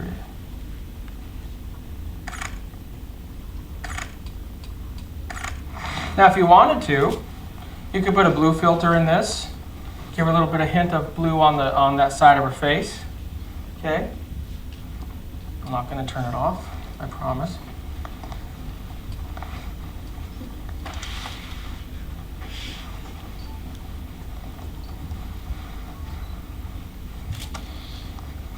All right, can you kneel down for me, hon? Face that way. Thank you. Succubus. Okay. It fits her very well, I'm just going to say it.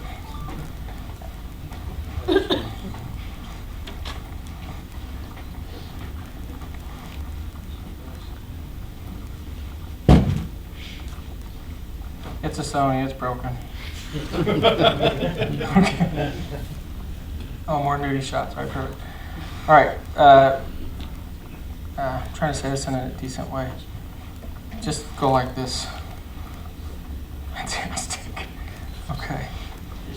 Sorry, guys. Keith, no pictures from you. What we're gonna do, I'm gonna bring this down.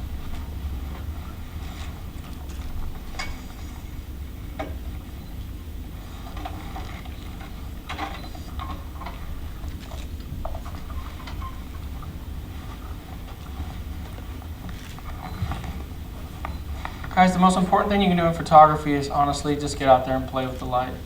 Are we tethered? Can you bring it to me, please?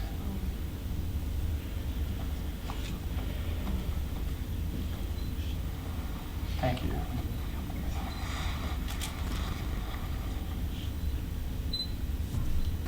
Oh, I need the trigger.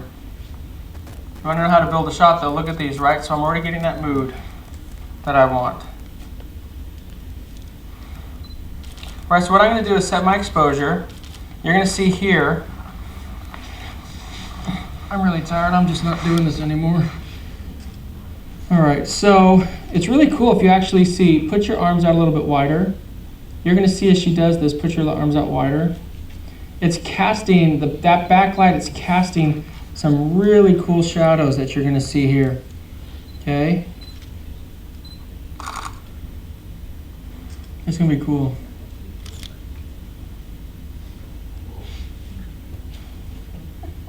Okay.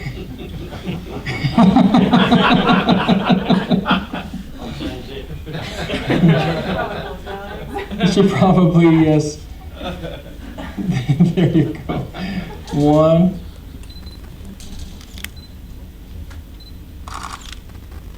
Okay. Now, Darren, come turn up this light a little bit brighter. This one? This one, the key light here.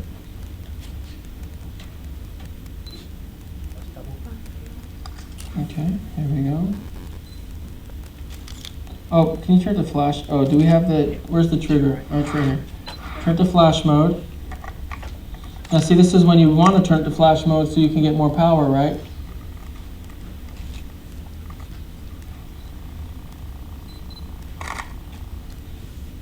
Okay.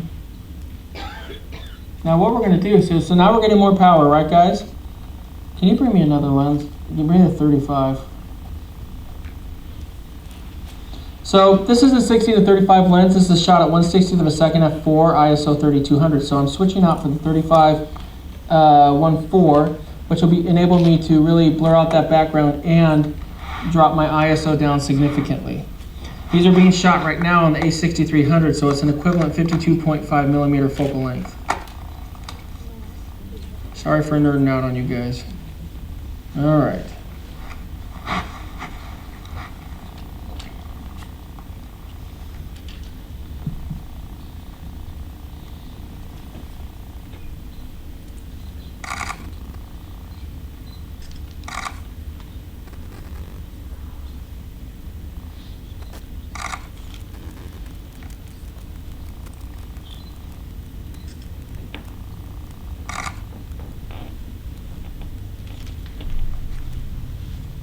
Aren't those awesome?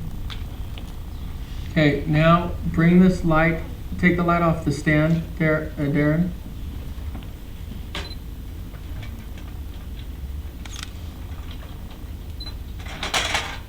Now what we're going to do is a little bit of feathering with the light, because when we have that light come up and it's casting down on the red floor, what it's doing is it's eliminating some of the effect of the red. So you're going to get down on the ground with me, Darren, and then point that light back up. Perfect. 1, 2, 3. Okay. Turn the flash duration. Oh no, I'll just do it in the camera.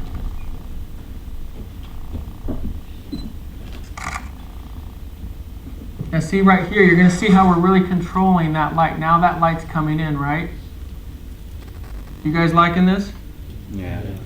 Okay, you're so quiet, I thought I was in a library. All right. So, huh? You're concentrating? You're probably recording this against my rules. Okay, so see how we have some beautiful light. Now you see how the red is more prominent now? Because of the fact that we're pointing this light up. For those, are you guys able to see how this is what we call feathering the light. So instead of casting that light just down on the ground, we're feathering it by pointing it up. We're always taught that pointing the light up is bad because it throws the shadows up the face. I mean, we typically want the shadows coming down, which for the most part is true, but if you're trying to feather that light, this is what you would do. Now, Darren, I'm going to have you go back about 3 more feet. Right there. Perfect. 1, 2, 3. This one is fantastic. So,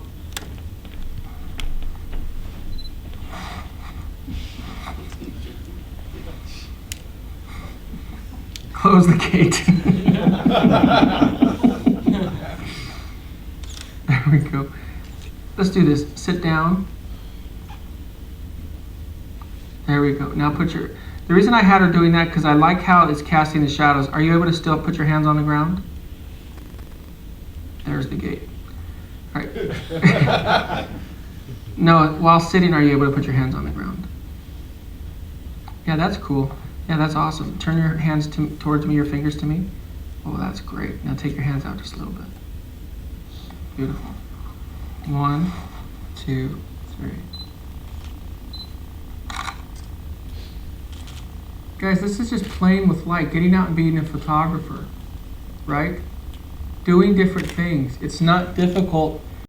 You guys go out there and practice. Okay? Lay on your side for me. Block that light for me, hon. There we go. Beautiful. Bring that right knee forward. I'm sorry, your left knee, my bad. Put that, put your left, I'm trying to figure, horrible with left and right. So take that top leg and put it behind you. Okay, now you guys know why when I try to give directions posing, it does not work. So I'll cry like a baby over to her. All right, bring that top knee over. There we go. Now take that like this. Bring this knee. There we go. Now when we this is like, I know I'm supposed to teach you lighting, but it's a little bit about posing. When this knee comes forward, it flatters her legs and her backside. Does that make sense? Okay. And what you want to do is have this front leg sit a little bit on here so we don't lose the foot. Just like that. Okay? If her legs sit parallel, like this, sorry, it's very unflattering. Okay? It just doubles up her leg. But if I bring that knee forward like this, now we have separation between the legs and we're actually creating triangles. Okay? Kristen's on the prowl. I'm retreating. Okay.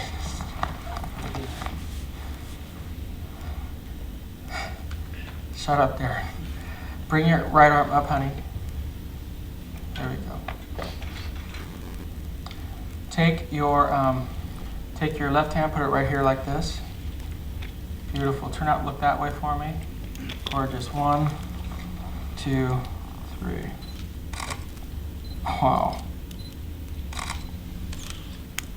Somebody should answer their phone. You guys see how we're controlling this light now? So now we have, so here again, we're problem solvers. We have that light coming on one side of the face. We have two options. This would be called broad lighting, right? Turn your head this way now. Chin down, look towards me. Eyes to me, come back with the chin a little bit. When you're posing too, you want to make sure that bridge of the nose doesn't cross the cheek. Okay? 1, 2, 3. Oh, check the connection.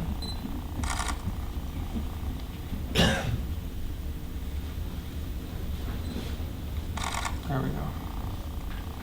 Looking right at me. Isn't that crazy, guys?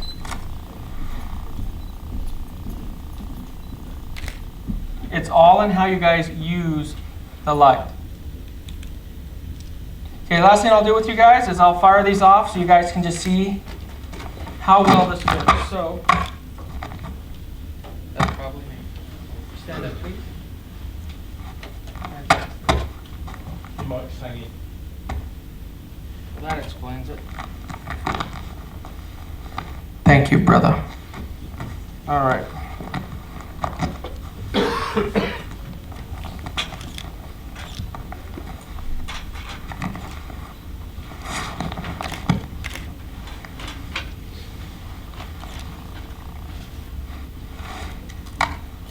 I'm going to show you guys how crazy this is. Can you take a few steps forward? Cross your feet over. Beautiful. 1.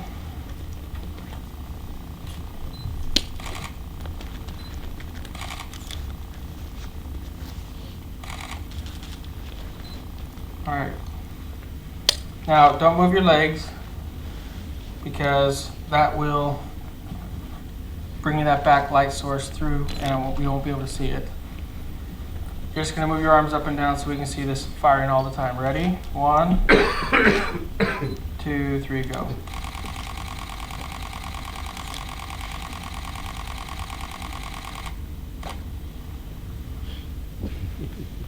That is crazy, guys. I hope it actually, if you're able to look at that thumbnail down, it's actually showing her moving. And I'm hoping that this will actually show all of them. You guys see that happening? Yeah. There's absolutely no loss of light. You look very chipper. Very happy to be alive. Right? Guys, I can fire this at 8 thousandths of a second up to, however slow you want to go. So is there anything that I haven't done that you guys would like to see me do? Has this been good for you? Yeah. We're not done yet, but I just want to make sure you guys are happy. Is it beneficial for you guys to see this in action? Yeah. Let me do one more thing for you guys. Let me grab the highlighter again. Jesse, can I ask something while you're doing that? Sure. How do you focus when you've got a backlight like that and you put the key light on the flash? How are you managing to focus on the face? Because it's not lighting up the face, is it? That's a great question. I'm not trying to be funny when I say this. If you're a Sony shooter, it'll locate her face. That's a huge advantage for Sony shooters to focus in the dark. Nikon, as best I know, Nikon and Canon don't have that. Now for the facial recognition, it's awesome because when she's lit like this, because it's casting that backlight and it's causing contrast, what it's doing is that contrast point is able to help the camera find her face. So when I focus, people ask me, even Sony shooters, about eye autofocus. I don't really use it. It's a great option. I don't use it. I think it's great for portrait photographers, but not for the kind of work that I do. I use the facial recognition, which puts a box around their face, and it's just stunning. It actually really does contribute to a higher hit rate on my wide aperture shots. It just does. And that's just a competitive advantage. Okay, so now we'll just do a few more with the highlighter. Can you step forward, please?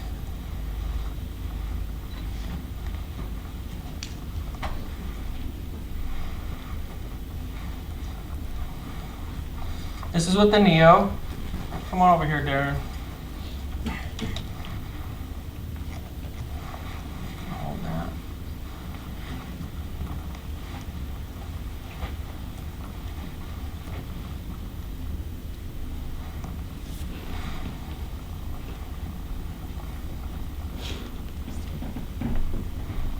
Drop that, bring that light up above her.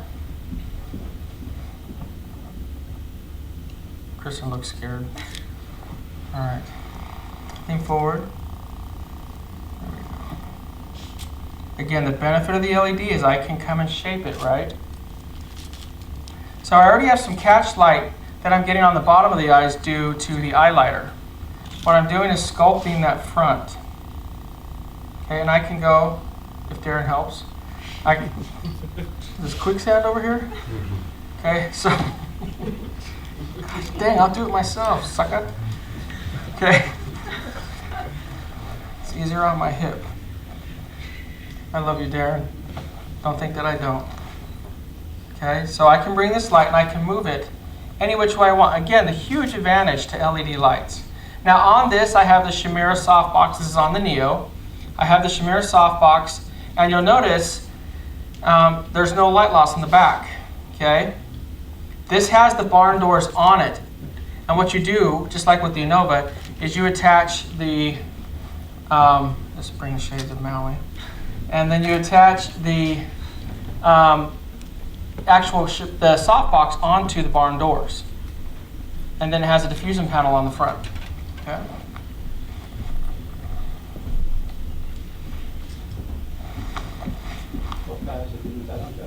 Right now, this is on 100, which I really don't need. I'll go to 73. I have the Predator coming back. Does that not sound like the Predator? Okay. Did you say a cat?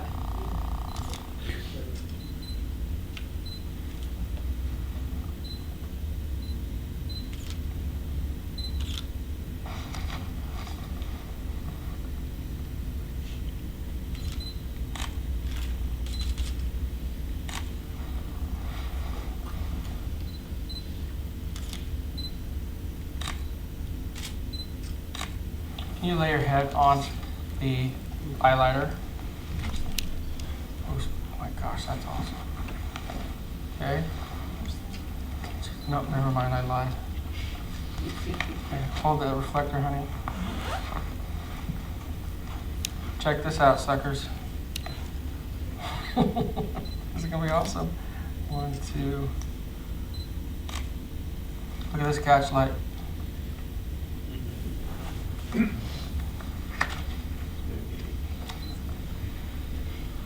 What's that? Did you say Santa Maria Guadalupe? Okay. All right. Bring this here. Just you start playing with anything you want. Now I can add some catch light with a little bit of Rembrandt lighting. Okay.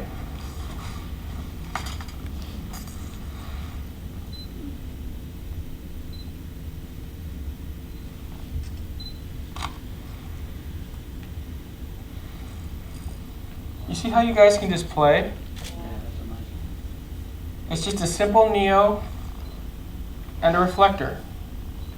But see, the point is, when you're able to shift the light and move it where you want, it's a huge game changer.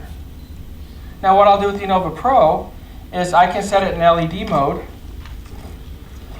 find the shot that I want, and if I need to fire a flash or I want to fire flash, I set it in the model lamp with LED and then I fire flash. Does that make sense? The applications are endless, guys. They really, really are. Okay. Darren, can you take the eyeliner off of the...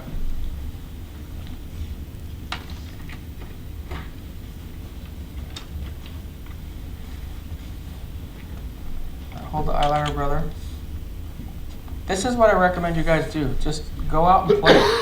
Okay, so I'm going to hold this light.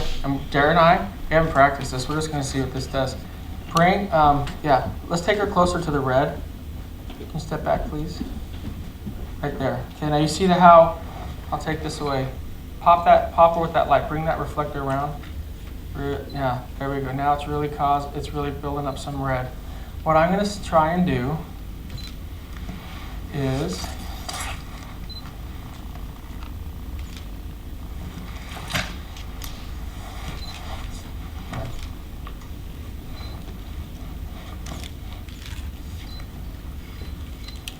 Kristen hates me. One. Every time she looks at me, she wants to throw. 1, 2. Told you.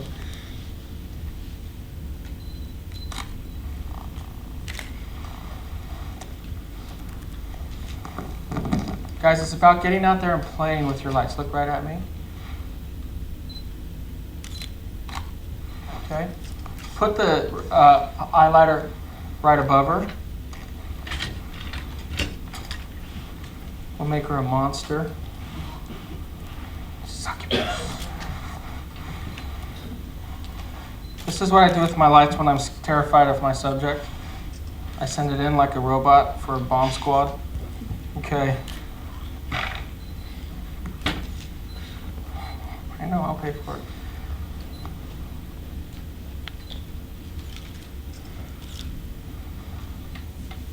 So this is a little bit of monster lighting with a hint of, wow, that's a wicked shot, with a hint of catch light.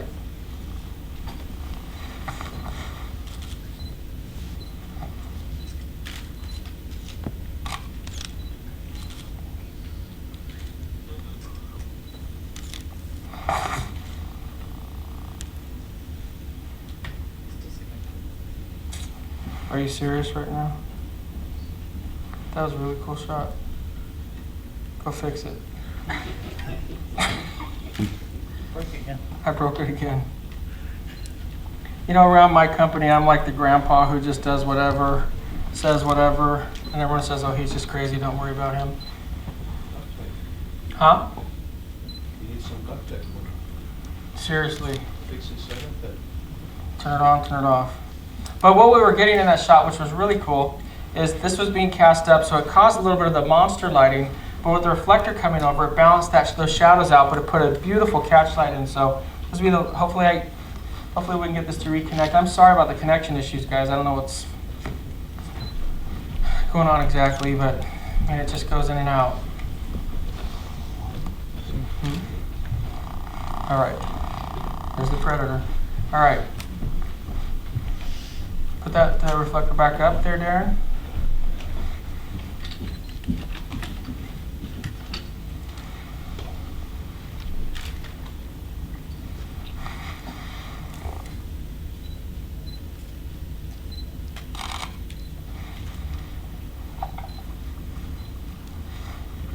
That cool, guys? So you can see there, I mean, we have that drop of, we have those, I mean, you could just do anything, guys. Any effect. Now, why do you think her hair is, the highlights are so beautiful? Because of bouncing that light back from the reflector. My point is, this is what LED lighting enables you to do. It enables you to truly go out there and play and learn lighting. So, lights up, please.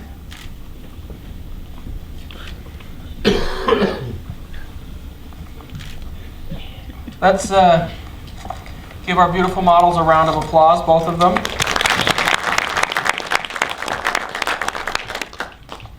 Did a great job. What questions do you guys have? Jason, do you use the Neo a lot more than the big one? No. Not now. Because you used to play with the little one a lot. Oh, I still play with the Neos a lot, but the Innova Pros are, and I do mean this, if I could only take one light, if somebody says, hey, you got one light, one camera, one lens, the Innova Pro would be the light. What's the lens? It'd probably be a 35 1.4. It's wide enough, you can give me portraits, very fast lens. I mean, that's tough. I mean, I'd go with the prime for sure. I know most people would want to zoom, but I'll just zoom with my fat little M&M button. Jason, Okay, yeah. you're just starting off, and what would you choose? Would you go for, if you only had enough money for One, a Nova Pro or the Neo preset kit? Ooh, that's a good question. They're both roughly the same price. Assuming I don't have any other lights, what would you go for? I do the Nova Pro because of the flash. I think that's the reason why. That's a tough question. I mean, that 3-light kit is amazing. So you have to ask yourself if you're going to do flash photography. If you're going to do flash photography, obviously a Nova Pro is the only way to go. But that would be, I'd say that would be what I would do because of the flash and just the power of it. I mean, guys, I'll sit out on a dance floor, or I think I mentioned this, but I'll just turn this on. Hey, Chris, can you come out real quick again? I'll just turn it on. Okay, can you come out too?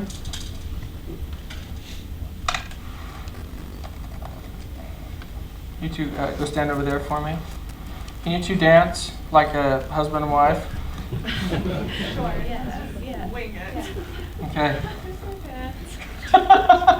We look great, we know. Yes, you do. You look fabulous. Okay. Okay. No. What are you doing? The hoedown? You don't dance like that. You go like this and you turn. Even I know that. Yeah, Beauty and the Beast. You've clearly never been to a wedding, my dear. You turn. Okay, all right. At any rate. That's so wet. Dance. Yeah, okay. Okay, yeah. What is going on? This is how you dance. Come here. You go like this. This is how you dance at a wedding. And they talk about all the things about, if they're mic'd, it's hilarious because you'll hear them say, "Can you believe what your sister said? What a bitch." And they'll go like this, and then I'm like, audio. But my point is, when they dance, you can get some great light. So can you gals dance like that? We'll do our best. It's not hard. You put your arms on each other and you move. All right. I never in my life thought I would be the one giving someone dance lessons. Okay. That works. But the point I'm trying to make is, there actually is a point to this, believe it or not, ladies. You're talking back too much. But when they're moving and dancing, I can stand here and get fantastic shots. Right? My flash never has to recycle. I never have to worry about getting focus. And I mentioned this in the first meeting, but the wedding guests think it's really cool because they're spotlit. Like, can you just I know we're so close to finishing, but if you just turn down the lights a little bit, somewhat similar to what you see at a reception hall, it's really cool because now, I'll say this, one of my pet peeves at weddings is they're having their first dance and all the wedding guests talk. They're smashing their faces full of fat foods. They won't shut up. It's really rude. I hate it. I actually want to run around with a bullhorn and say, "Would you shut up and watch them dance?" It's their first dance as a wedding couple. I will tell you this, when I turn this light on, people go quiet. It's really cool because now you're making it a special event.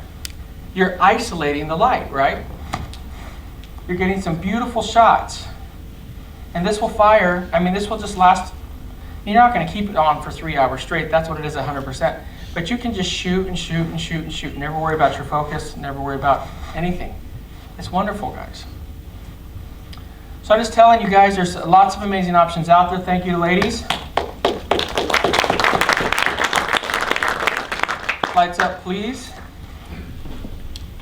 I just want to thank you guys for letting me come out in about 2 seconds, well, 2 minutes. These guys are going to come out and tell you all the specials for Rotolight. Please purchase something because I want to make some money. But not only that, it is fantastic gear. I wouldn't use it if it wasn't. So yeah, I'd recommend the Nova Pro. If I could only have one Rotolight product, whenever I give advice, it's based upon budget. Already several people have asked me before they even finish asking the question, I say, "How much money do you have?" And I'll answer those questions for you guys, and I will tell you the truth. Somebody asked me earlier, A7R2, A7 II. A7R2 is $3,200, A7 II is $1,600. I told him get the A7 II. I will tell you what I think is best for you and what you need. But for an all-in-one type thing, because of the flash, the power, and everything else, the Nova Pro is just, it's quite an awesome light, and I think it's going to help to be a game changer in the industry. So thank you guys for watching. I'm going to turn it over to Rod, and you guys go out and create some awesome pictures. Thank you.